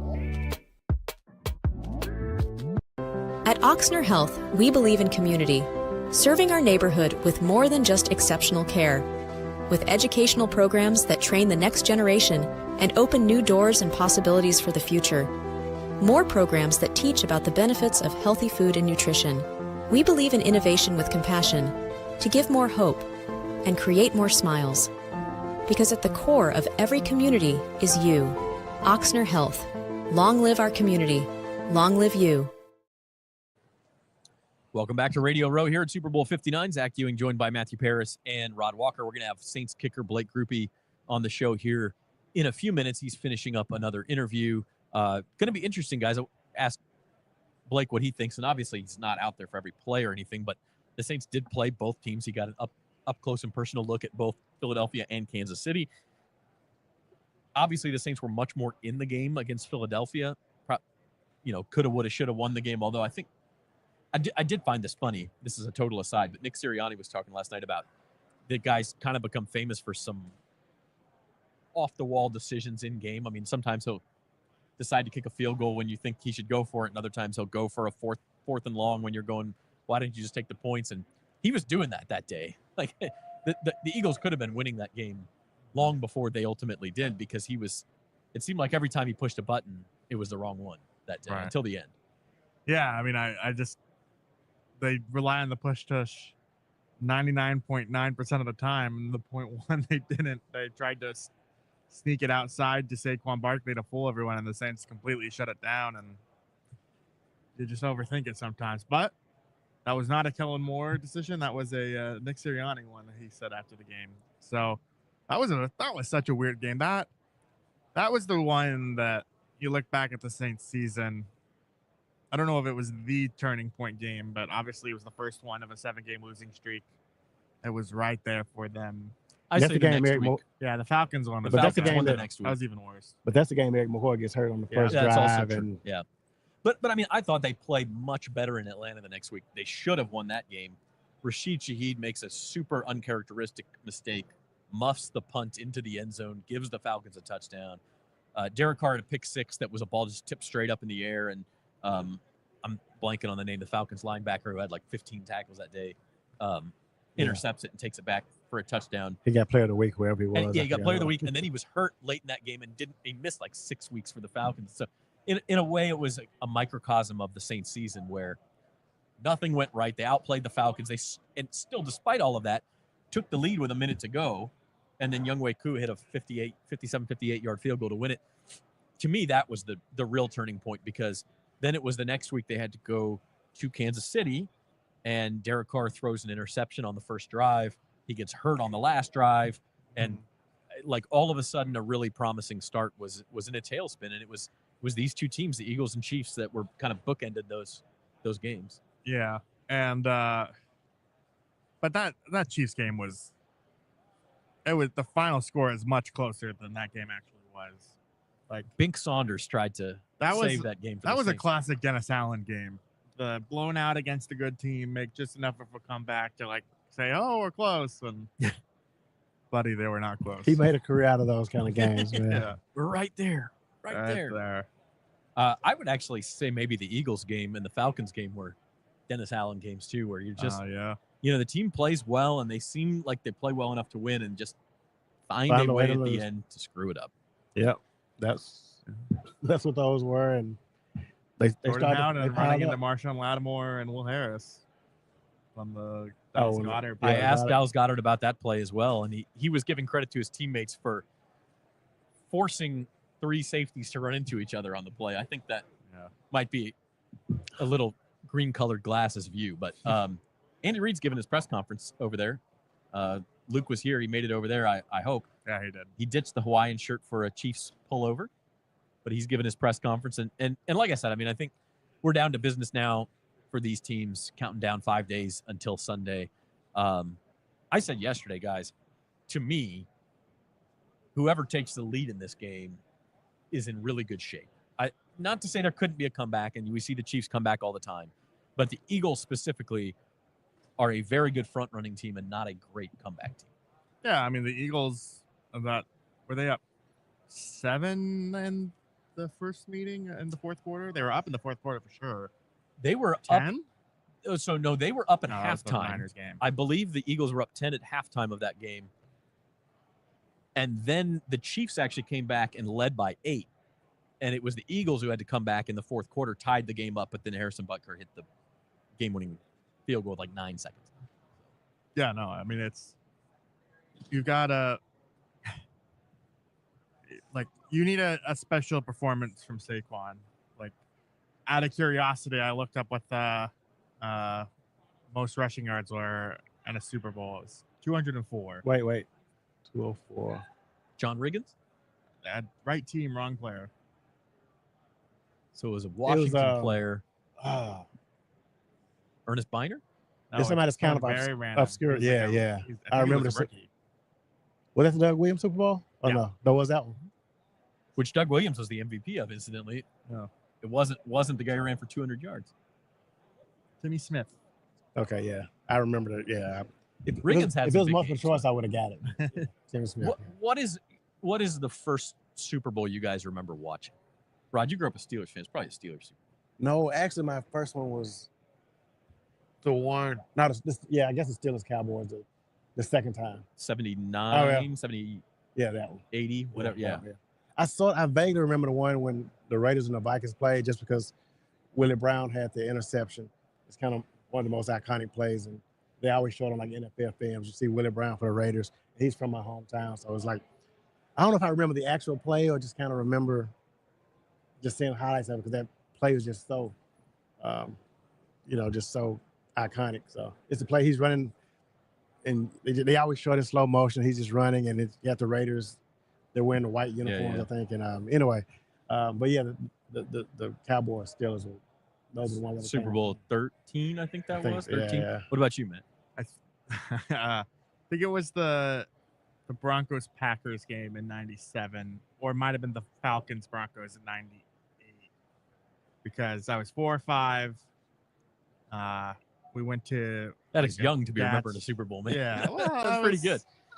Yeah, I mean, that's like the game I have faint recollections of. I remember like stepping in like some chip dip that was very cold on my foot. I remember nothing. The things we remember, man. I remember nothing about the game, but how cold that like dip and how gross that was. I will tell you, the first one I remember was Super Bowl. I think it was 25. It was the wide left Super Bowl. Scott Norwood misses the kick for the Bills, and I was like 5, 6 years old, and I don't know if I had eaten something or if I had just caught a stomach bug, but I was in the bathroom throwing up, and my dad comes in to tell me he misses the kick. And then I don't remember the one the year after that, which was Washington beating Buffalo. Right. But I remember everything I grew up a Dallas fan. I remember Dallas winning back-to-back Super Bowls after that. So we're really making a lot of fans here. We're like Broncos fan growing up, Steelers and Cowboys. So we're making a lot of friends growing up here in New Orleans. The first Super Bowl I remember not watching, I skipped it. I just didn't want to watch it. It was the 49ers and Bengals. At the time, neither team had been there. Right after the catch, Dwight Clark had the catch to send him to the Super Bowl. Yeah, but I was just, those teams were just so bad. Like I was, because I mean, it was always just Steelers, Cowboys, Raiders. It's kind of those same teams. Yeah. And I remember I went to a skating rink and didn't watch the Super Bowl. And that's the only thing I remember about that day. Like I didn't watch any of it. Was this an ice skating rink? No. Okay. Just roller skating. I'm so No bad at ice roller skating. skating. Roller No skating. ice skating. I'm a in better ice Mississippi. skater than I am a roller skater. Yeah. We didn't get much ice in Mississippi.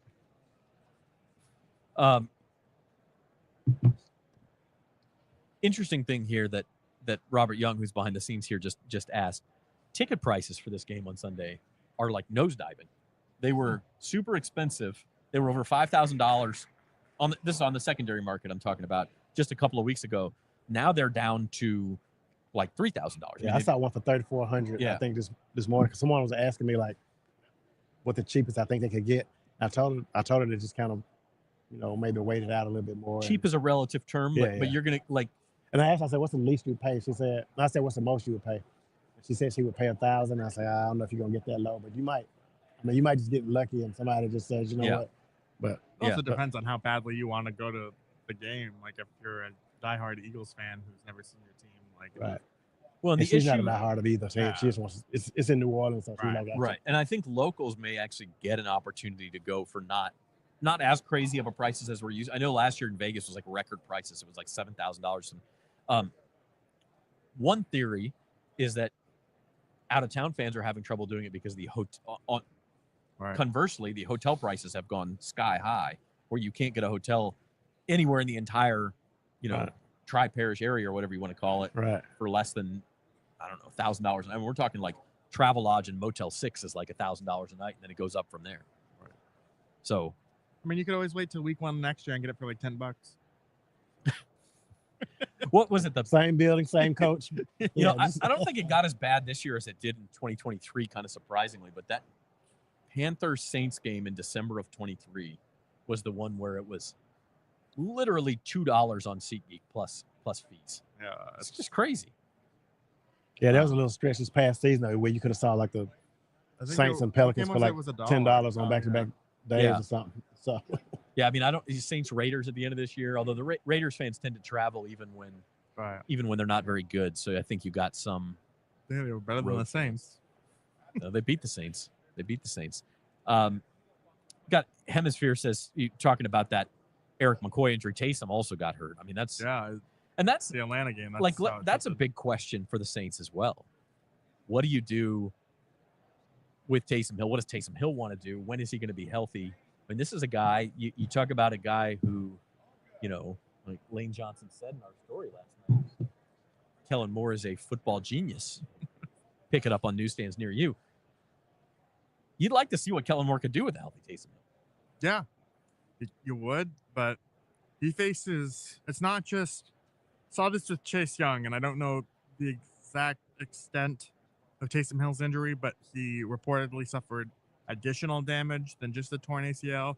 But it's not just a torn ACL. Then you're getting into real lengthy timelines, real slow recovery. Like for Chase Young, he had to have a full knee reconstruction. They had to take the patellar tendon in his one knee. He basically had 2 knee surgeries because they had to go into the other knee, get like the healthy part and move it to his damaged knee. And it took him so long. He got hurt kind of near the end of the 21 season, only played 3 games in 2022. And man, he wasn't fully healthy really until 23. And then he had like a neck issue. And I hate to say it, but the question is, Taysom Hill's going to be 35 by opening day next year. Is he ever going to be the same? I mean, getting healthy is one thing. I don't think so. Is he ever going to have the same level of explosiveness on that knee at 35 years old? Normally, I would say no. But I remember, I think, did you do the story or Luke did the story? Luke did, yeah. I mean, freak. Taysom's like, that's a good point. I mean, I think he might be the one guy that you say, he'll be fine. So, I mean, it's just a matter of, like, if Taysom wants to come back and play and be that guy, he's going to be that guy.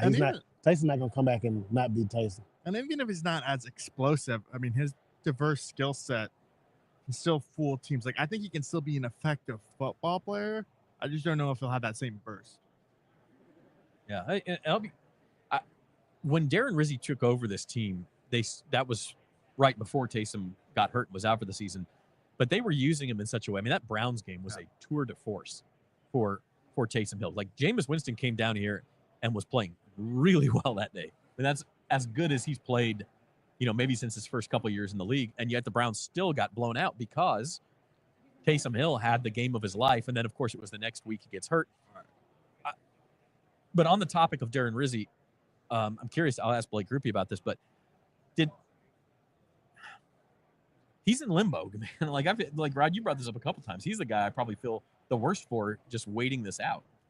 Yeah, he's been, and when he wants this job and he's willing to wait it out because that's how bad he wants to be a head coach, especially a place he's familiar with.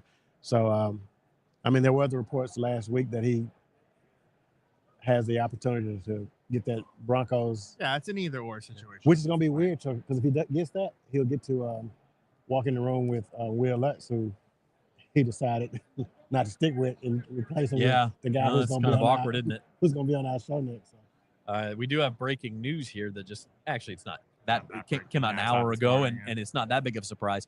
But President Donald Trump is expected to attend the game on Sunday, Super Bowl 59. So what time are you guys going to leave to go through security that morning? 11 o'clock? Yeah. I was thinking 8 a.m. I live on the West Bank, so that's another 3 hours. It takes a couple hours just to get here. So, yeah, he was here. He was here for the LSU championship. Trump was here for the LSU-Clemson national championship game, which was a whole ordeal. I had the suitcase full of peel back the curtain here, the suitcase full of the poster pages that the LSU players held up that said the advocate, champs or whatever, which obviously you don't want anybody to see. What is going on with our background here? What do we just got like some fireworks in the background or something? What? Did I do something? Did I do the? There you go. Oh my gosh! Look at that! Wow. That's high-grade technology. I looked up and I said, "What the hell is going on?" I think it might have to be like in the middle. And do it again. Yes. Wow. That's it. That should be a thing, man. Yeah. So anyway, I had the poster papers for that said, which obviously you don't want anybody to see in case LSU doesn't win the game. You have to print these things ahead of time, and then you just throw them out if LSU loses and hope they never see the light of day. I might have kept one just for posterity's sake, but I had 2 suitcases full of these things because we tried to give them to all the players and some of the fans and everything. And I was in charge. I was going to be on the field after the game. I was in charge of passing them out. Well, because Trump was there, and this is still while he was still president the first time, the security was outrageous that day, as it is for any sitting president.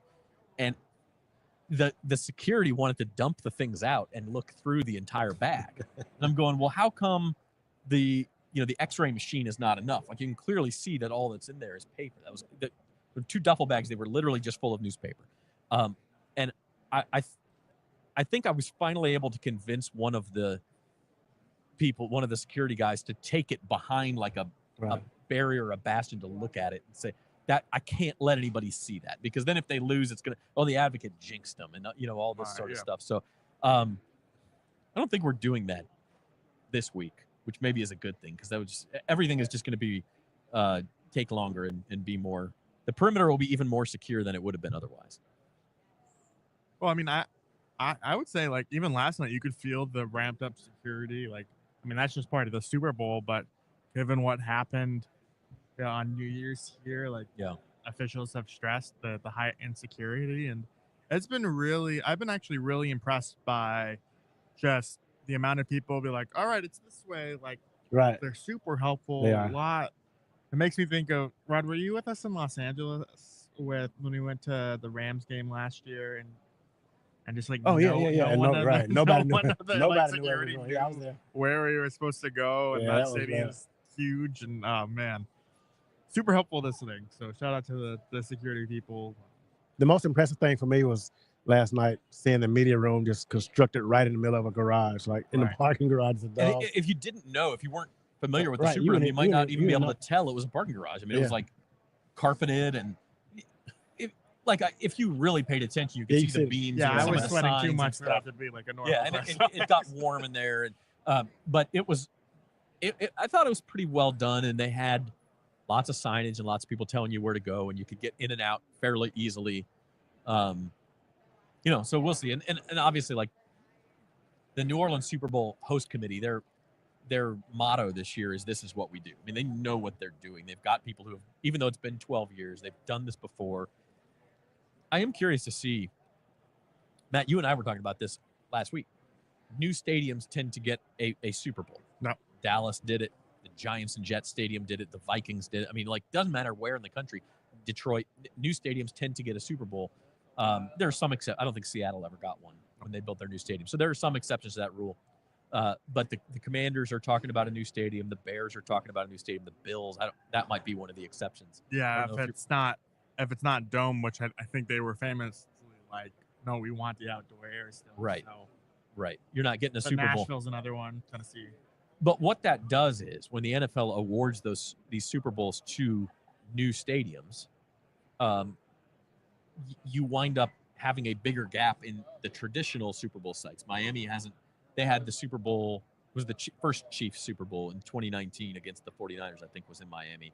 But they haven't had one in a while. New Orleans has been 12 years. Atlanta hasn't had one in a while. They're 3 years away. So the question is, when's the next time it's coming to New Orleans? And you start looking at all these new stadiums coming down the pipe, and it may be a while again. Yeah, I mean, I think that's on New Orleans' side right now, is those stadiums I don't think have even struck dirt yet. No, Maybe. but unless you're coming back in the next Right. 5 years, which 3 years are already, you got San Francisco, LA again, and then Atlanta in 3 years. Those are the only three that have been announced.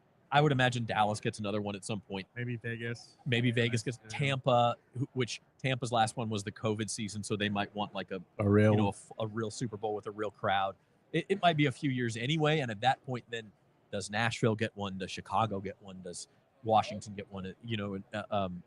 Right. It may be a while again. And I think because this 12-year gap is the longest gap has ever been for New Orleans. So and before that, it was an 11-year gap, which was the longest. Right. It used to just be a rotation almost between Miami, New Orleans, Southern California, and then kind of Tampa and Atlanta got into it a little bit, but Arizona. Well, the other and Arizona got into it later. Yeah. The other thing too is that it was supposed to be an 11-year gap, right? But then they moved it back Right. because of Mardi Gras. So Another complicating thing. You need a year when Mardi Gras is somewhat late, like it was this year, or else you're gonna. They've adjusted some of the carnival schedule for this year as it is. Yeah. But if Mardi Gras is even a week earlier, then it's really going to be a I disruption. cannot And that imagine year, it was this actually a Mardi Gras 17 going game. on. It was a 17 game schedule that threw it off. Right. Because They had to push everything back a Back. week, and then Oh, last the year Mardi league Gras goes was to early. 18 games now. Yeah. Well, I guess they would start sooner, maybe. I think at that point you start sooner, right? Yeah, at because some they'd point. it'd still be the Otherwise, same you're 20 playing the week. regular season into like mid-January, Right. Which I guess you could do. But you'd have to adjust the combine then, and everything would. I would think you'd just go a week earlier. Yeah. At that point, start Labor Day weekend. Which is what I think the colleges need to do too, because they have I think it's 2027 maybe, or maybe even 2026. Like the national championship game is like the last week in January. Like it's like January 20th. Yeah, like I just think I think they're getting too. I think people are kind of tired by the end of college. You kind of want to. And the gap is too long too. It feels like. Yeah, I mean the game between the playoff, and it's just. No, I agree. The TV ratings were real low for this year's championship game. So, well, we're going to take a quick break. We're on Radio Row here at Super Bowl 59, hanging out with you. We appreciate y'all hanging out with us. We're waiting on Blake Grupe to come back over, Saints kicker. Hopefully we'll have him here in a few minutes right after these messages. Hey y'all, I'm Robin Barnes, the New Orleans Songbird, and we are here for the making of Super Bowl 59 at the beautiful Superdome. This will be the 11th Super Bowl in New Orleans. New Orleans is known for its vibrant culture, rich history, and amazing music, if I do say so myself. In this series, we're going to show you how the Super Bowl comes to life. This episode is all about the Super Bowl 59 Ambassador Program, presented by Chevron. Ambassadors are the volunteers who are responsible for the welcoming of hundreds of thousands of fans and visitors to New Orleans during Super Bowl week. First, we'll talk to Craig Forshag, Director of Sales for the Greater New Orleans Sports Foundation and Super Bowl 59 Host Committee, about what makes this ambassador program unique. Then, Leah Brown, Public Affairs Manager of Chevron's Gulf of Mexico Business Unit, tells us about their partnership on this program. Let's get started. At Auctioner, we know healing is a team sport. That's why we've partnered with world-renowned orthopedic surgeon Dr. James Andrews to create the Auctioner Andrews Orthopedics and Sports Medicine Institute. Whether you're a professional athlete or a weekend warrior, our team of specialists are dedicated to getting you back in the game. So whatever your reasons are for reaching your personal best, we've only got one. You. Ochsner Andrews Institute. Long live you.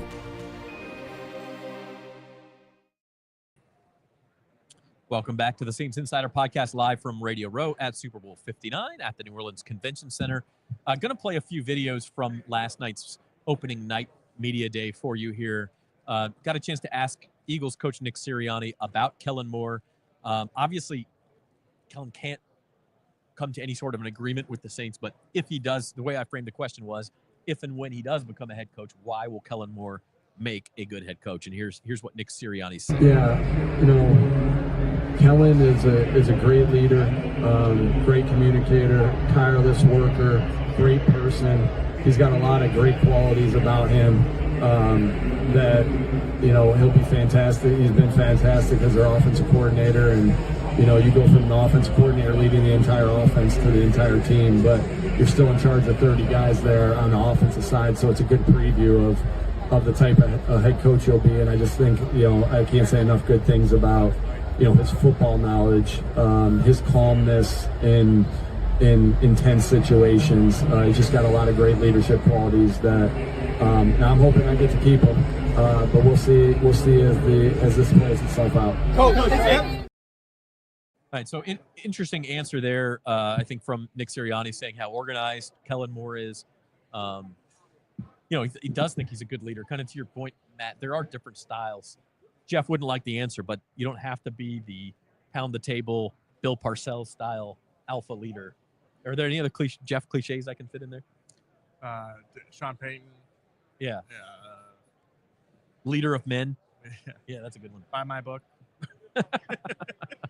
Come on. Okay. Later walked over to where Dallas Goedert was having his press conference, and Jameis Winston was all over the place last night.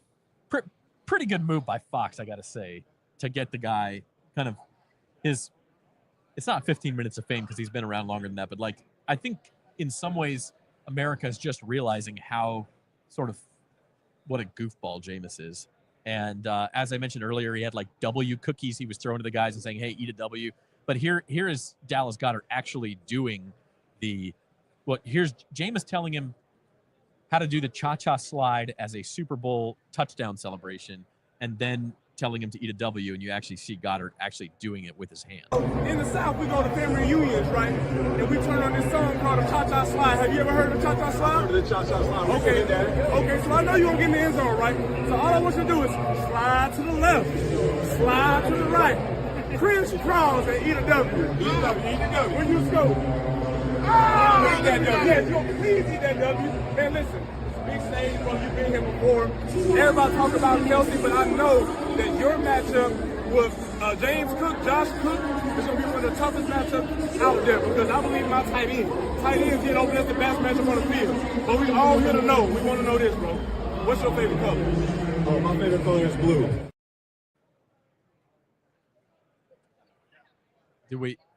Are we still off camera, guys?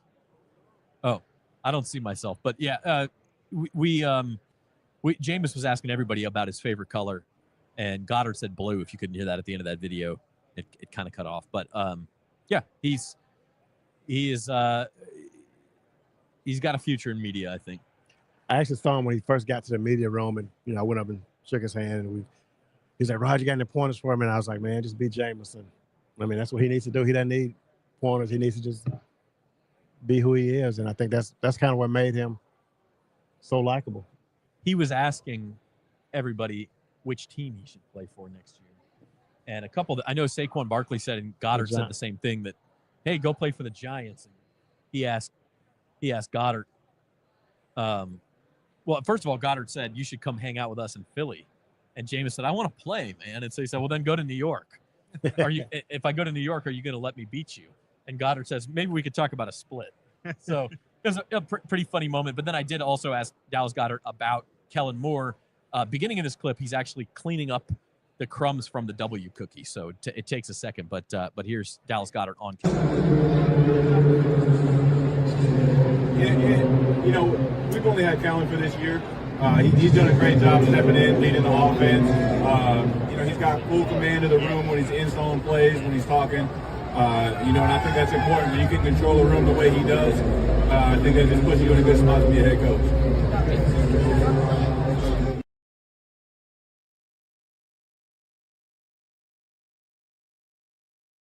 Video here. I thought this one was pretty good, actually. Eagles offensive tackle Lane Johnson talking about what he liked about Kellen Moore. Football mind. I think what he's done as a player was remarkable. He's at Boise State when he was in the NFL. But I've watched him, obviously, what he's done with my team. I've watched him from afar. When he's in Dallas, and the impact he had on that development. So I think he's unbelievable. I think he's a football genius, and his best days are in front of him too. Lane.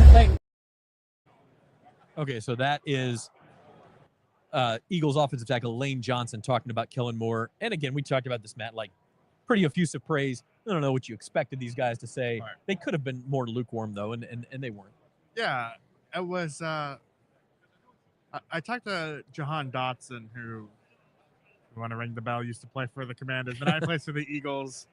And I was interested in his perspective because he's the third wide receiver in a run-first offense.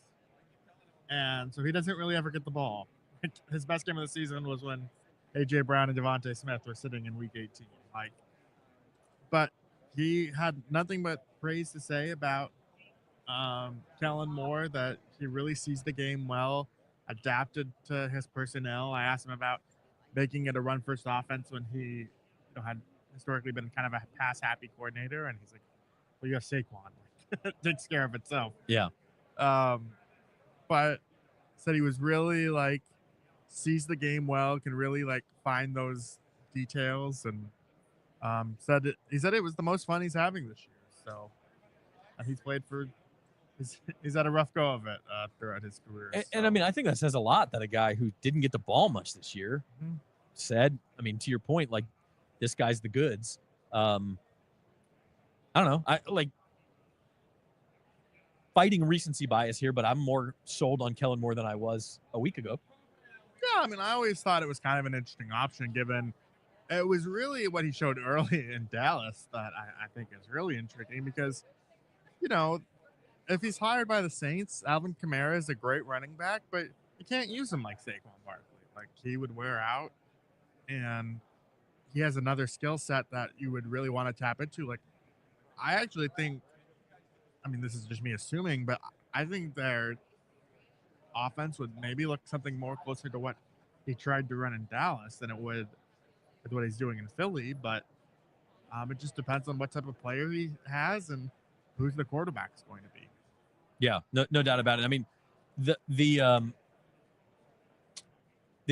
criticism of Kellen Moore early in his coaching career in Dallas was that he was just trying to run fast-paced offense, throw the ball all the time.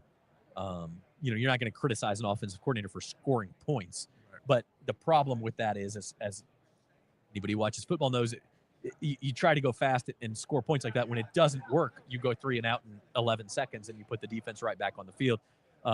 Even when you score fast, sometimes your defense can get worn out.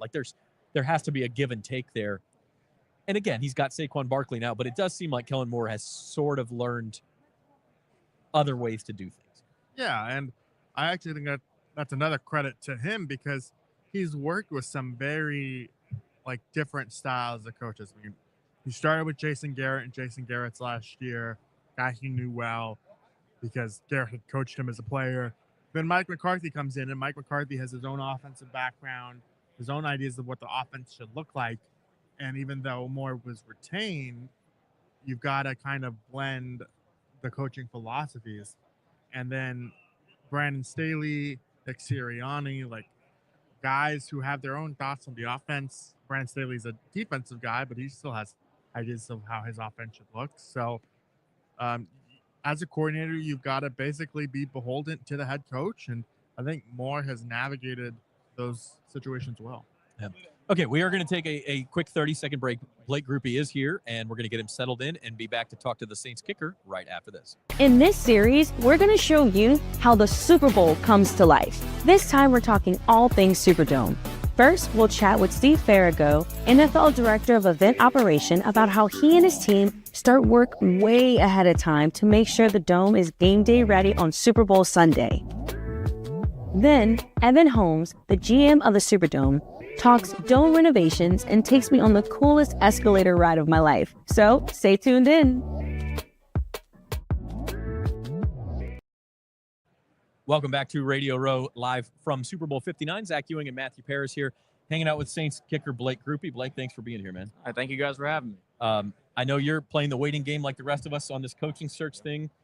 No agreement yet, but have you been watching some Kellen Moore's offenses and seeing what he's all about, interviews, things like that? I don't need to know the offense, man. I just need to keep kicking. But yeah, I'm sure a decision will be made soon. I've just continued I'm starting to ramp up and get ready to play this year and taking care of my business. I know they'll take care of it whenever their time be, but me personally, I'm just ready to give another chance and go into year 3. I would think the waiting game is the hardest part here. Yeah. Just mentally not knowing who the coach is, what the situation is. Obviously, you guys had Riz at the end of the year, not knowing if he's going to be back. What has that been like, and how do you deal with that? Yeah, it's been interesting. When people ask me who I think it's going to be, or what I know, I always tell them check Twitter, because if you want to know what I know, check Twitter. Riz, I feel like came in and did a really good job. I'm a believer in Riz. And at the end of the day, it's out of my hands, it's out of his hands. We'll see what happens. And so I believe whoever comes in, sure will make changes in their own way, and I think the guys will be open to it and be ready to work. What do you kind of make of the way that Riz has been? Seems like a lot of teams are waiting to see what happens with the Saints because of Rizzy. If Rizzy doesn't get the job, then they want him to be his special coordinator. What do you kind of make of that? For sure.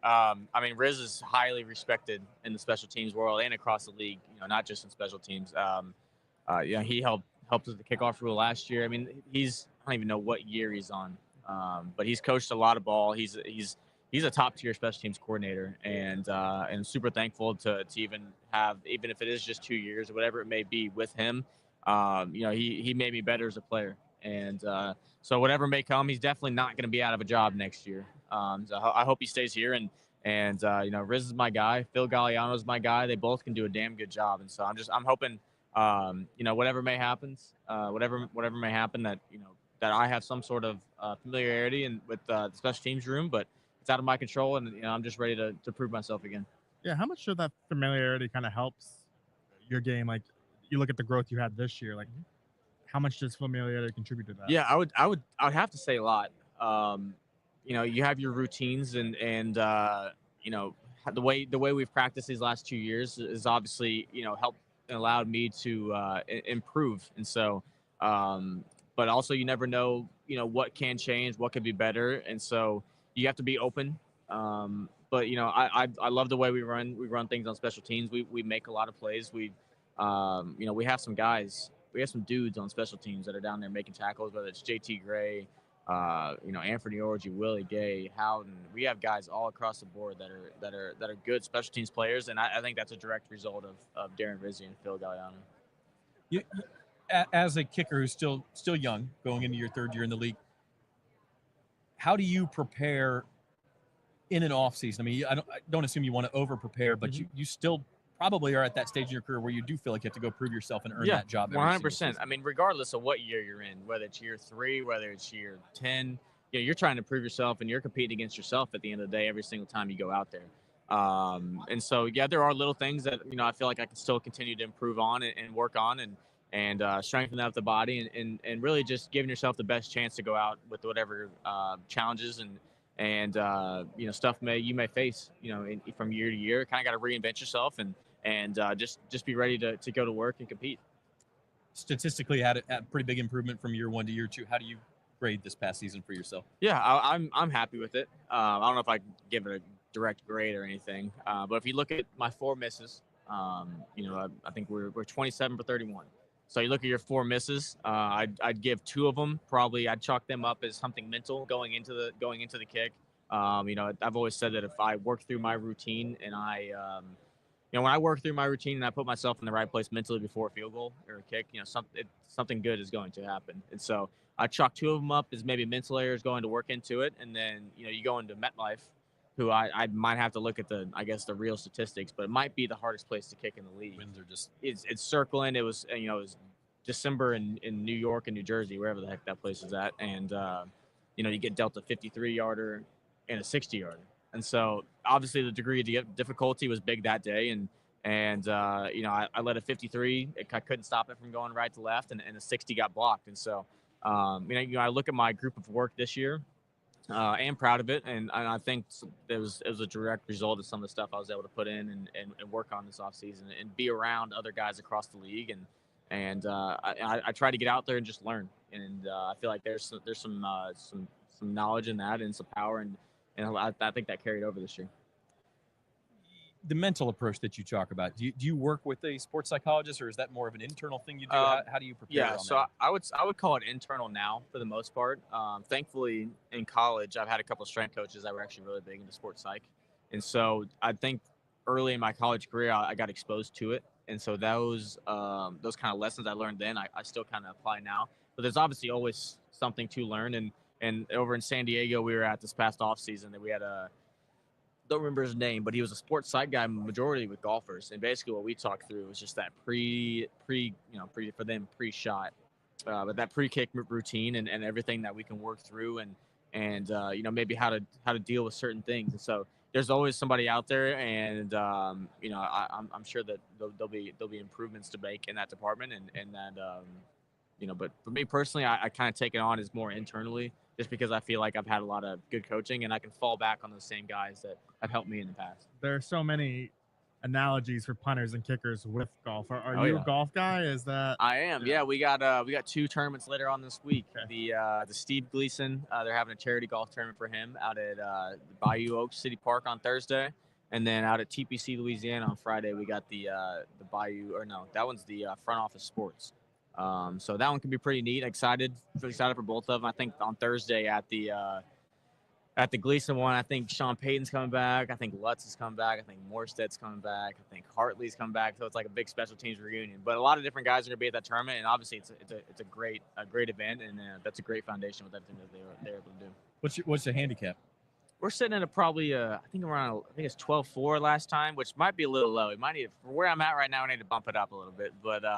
I played first time 2 weeks ago out at City Park, shot at 83, but then went, 2 days later at a new course, shot at 91. So, you never know. That's golf, I guess. Yeah. Is your reaction to a miss in golf kind of the same as when you miss a kick? No, I got to put myself in enough stressful situations when it comes to kicking. So I try not to hold myself too high to the standard. But don't be wrong, I'm trying to go out there and freaking shoot par. So we'll see. There's a lot more improvements in the golf game to be made right now, I guess I'll say. Those improvements can come fast. They can. Another hobby of yours, I think, or maybe this is more of a bit that people ascribe to you, so you'll have to clarify, but you're a watch guy, right? A little bit. Okay. I mean, so this was more of a bit then. Yeah. Yeah. Okay. What you got? What'd you hear? Well, did someone give you like a very nice watch, or is that? Yeah, I actually did. This will be the first time I've talked about that, so you guys are getting some good stuff here. Are you wearing a watch? I don't think you are. Dude, you can see it. I don't know if you see the band. I forgot to put it on this morning, so terrible timing. You guys asked about it. But yeah, funny enough, out in when we were out in Irvine for training camp this year, I was getting body work and find a massage guy out there with Dan, and so he had a business partner basically. They own a bunch of gyms out there and PT clinics. And his wife was a huge Saints fan, just happened to be. And so we can invite people to practice. And so I invited them out to practice, probably midway through camp. And she just absolutely loved it. They have a little man. He was out there. I think he was playing catch with tire end. That's an awesome deal. I remember being that kid when I was young. So I invited him back a second time. And they told me before they invited him, I invited him out there before they showed up, whatever that last practice was. They're like, we got a little gift for you, for taking care of us. And what I know now is that he's a watch dealer. He's like a high-end watch dealer. And then also what I know now is that they rolled up in his and hers Lamborghinis to practice. And so I was inviting them just because they were buddies of the guy I know and had no idea about any of this. So we're out there, one of our last special teams for periods, practice is over, and they're like, hey, go over there, say hi to him, say hi to the little man. And he's like, I got a gift for you. And he opens up his bag and pulls out a green Rolex box. And I was like, no way, right? And so here I am walking off practice, helmet, shoulder pads, sweaty Irvine, California, cleats on, one hand, helmet, all that, another hand, a freaking Rolex box. And I just walked into the equipment room and I said, guys, I don't know how to exactly explain or tell you guys what happened, but I just got gifted this and just like went like, and they were all just like it's spread. You know, Mickey came to me. Yeah, that was a funny day because everybody was like, dude, no, like what? In the, like nobody does that. But yeah, Justin's a great guy. He went to the Chargers game. He came to the Raiders game here. Obviously, anything that guy wants from me, he's got it. But yeah, awesome. I literally told myself to put it on. It's sitting right on my my little bedside table where I was about to put it on today. I'll also be able to show you. But yeah, he gave me a Rolex. It's a great watch. Black face, got a little gold in there. So he said it fits the Saints well. Well, it's funny to see the reaction of players because, like, you know, they each have their own collecting hobbies, but they were very impressed by that watch. Yeah, so. Obviously, most guys are buying those type of things. Right. Yeah. And, you know, Zach Wood is going on, year 9 or 10. He was like, man, I've been playing here for 9 or 10 years, and I ain't got even anything, maybe even a hat from somebody. And so that was a pretty funny deal. I always tell Zach, go talk to people, man. You got to smile more, go out and talk to people. You couldn't pay him enough money to come here today and talk and do all this kind of stuff. But that's just Zach. And so he's been great as well. He's playing on that tournament as well on Thursday. Did you like going away for camp? I did and didn't. It was windy out there, like very windy, and I hated it. But I will say, late into the year, when we went to Green Bay, and I know I talked about it here, but went into MedLife, I had a great warm-up. You know, learning in Irvine and dealing with some of those wind conditions, I actually learned that from different guys, you know, how different leans with the wind and everything can actually help you and keep the ball a little straighter for a little longer with those winds. And so, yeah, at the time, the weather was nice. It was 70, you know, maybe 75 degrees on a hot day. So that was great, but boy, it was windy. But I will say that made me better. And going into the year and last couple of years, like last game in Tampa, there was a pretty good little win there. And I didn't flinch at all because I kind of fell back to what we'd learned in Irvine and how I practiced that week with different stuff and went 4 for 4 and finished the year strong. So, you know, everything happens for a reason and it did make me better. But I would like to stay around here. It just makes everything a little easier. But, you know, we're ready to go wherever, you know, wherever we get told to go, we go and get ready to go. Long snappers are people too. Zach, if you want to stop by, we'll be friendly. All right. Give him a call. Blake, is this your first time in like a Radio Row environment? It is. I was in here yesterday. But yeah, this is my first time doing anything. Super Bowls don't come around Sedalia, Missouri. Sure. Much. Yeah. But yeah, we got all kinds of stuff. We're bouncing around. We got Sirius XM later. We're just making the rounds today, and you know, just chatting, you know, telling some stories, just hanging out. What's your favorite Missouri State Fair story? You got to have some in Sedalia. I went to Mizzou. I was say say, how do you know that the Missouri State Fair is in Sedalia? So State Fair, when you're in high school, the you know, up and down the strip with all the rides, that's where it's at. You know, that's the strip of Sedalia, Missouri. Yeah. In 2 weeks in August, there's all the carnies come in, and there's all kinds of stuff. I remember going to my grandma when we were young. But yeah, I think when I think of the fair, I think of running around in high school with all my buddies and chasing and having fun, riding rides. It's a good time. Okay, we talked Super Bowl. Y'all played both the Eagles and the Chiefs this year. Lost a close game to the Eagles. Not as close of a game in Kansas City, but you did get to see both teams up close. So break down this matchup. Give us a pick here. Yeah, I'm excited. It's going to be a good game to watch. And wish I was going to the game, honestly. But I have to watch that on TV. Going to have a good little seat on the couch. But being a Missouri guy, it's hard not to go to Kansas City. My dad is definitely going for Kansas City. Sedalia's like an hour? Yeah, we're right there.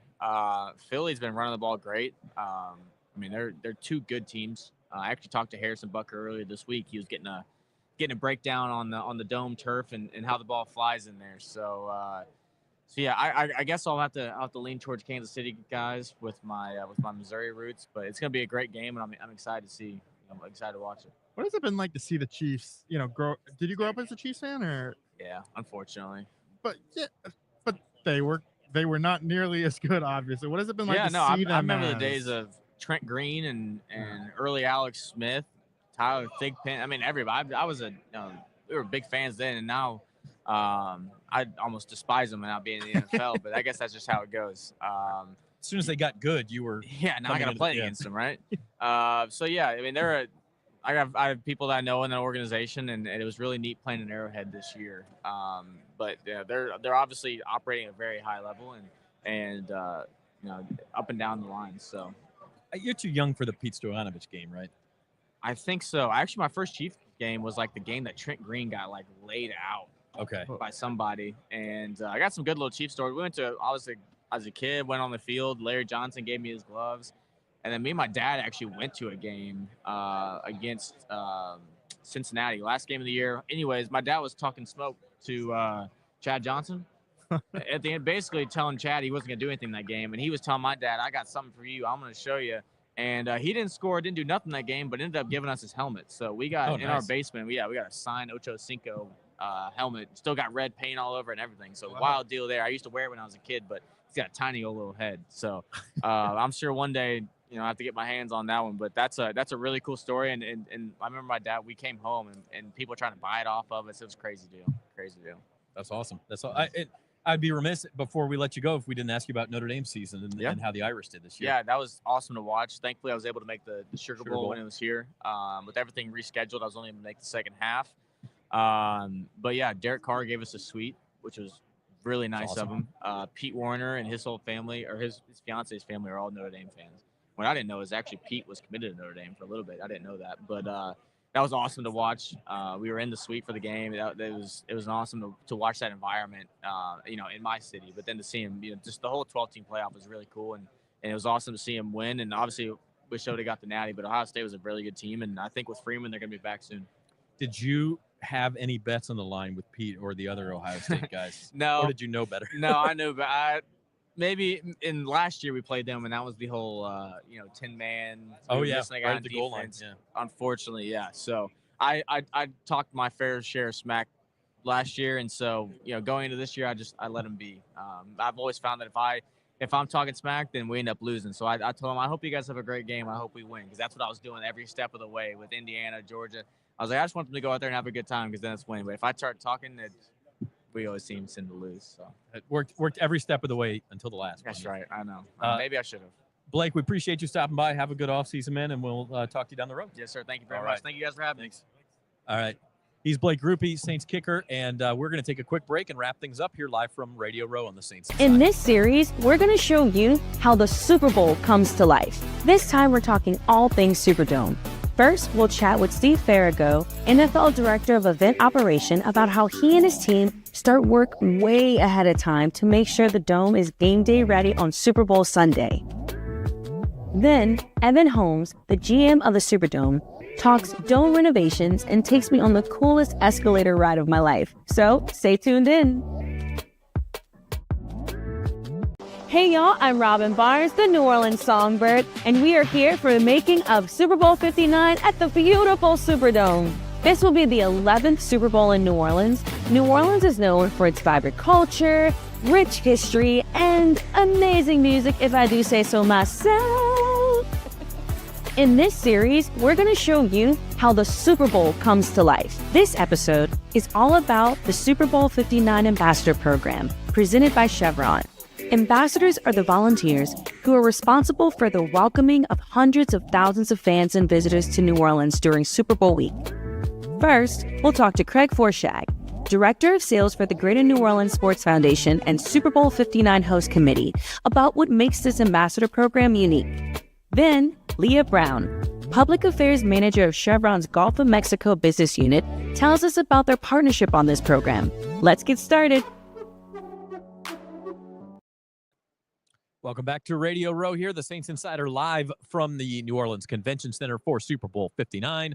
I'm Zach Ewing. Had a good show today, all by my lonesome now, but I want to thank Brooks Kubina, the Eagles beat writer for The Athletic, Luke Johnson and Matthew Paris, our Saints beat writers for the Times-Picayune, also Rod Walker, our columnist, and then finally, of course, Saints kicker Blake Grupe for stopping by. Going to let you know what our schedule is like the rest of the week. You heard Blake mention Thomas Morstead, the former Saints punter, now with the Jets, but still has a lot of ties, still has a house in New Orleans, still is very involved with Steve Gleason's charity, and Thomas Morstead is going to be on the show tomorrow. So looking forward to that. And then a huge set of guests lined up for Thursday, including Deuce McAllister, Drew Brees, Packers running back Josh Jacobs, all those guys coming on the show on Thursday. And you never know who's going to stop by here on Radio Row either. So it's going to be a good time. We appreciate you all hanging out with us. And Jim Derry's Datitude podcast comes up later today. I know he's going to have Mike Detillier on. I can't remember who all he said. Adam Chernoff, who is a sports betting expert, will be on his podcast. And he's got somebody else on. I'm blanking on who it is, but I'm sure Jim will tell you. He's going to get going live at about 1 o'clock. So we're here live all week. Going to start a little bit earlier tomorrow. We've been 10 a.m. the last 2 days, probably more like 9:30 tomorrow morning. And then even earlier Thursday and Friday, which will be the real busy days, might go a full 3 hours from 9 to 12. I do want to let you know that we're sponsored by Ochsner Health. They are the official healthcare provider of the New Orleans Super Bowl host committee. So our thanks to Ochsner. Also, all of our guests for stopping by. Norman Bell and Robert Young were on the production team today, so our thanks to them, and as well to our guests, and especially to you for stopping by. So we'll see you tomorrow here on Radio Row. This has been the Saints Insider Podcast, and we'll see you later.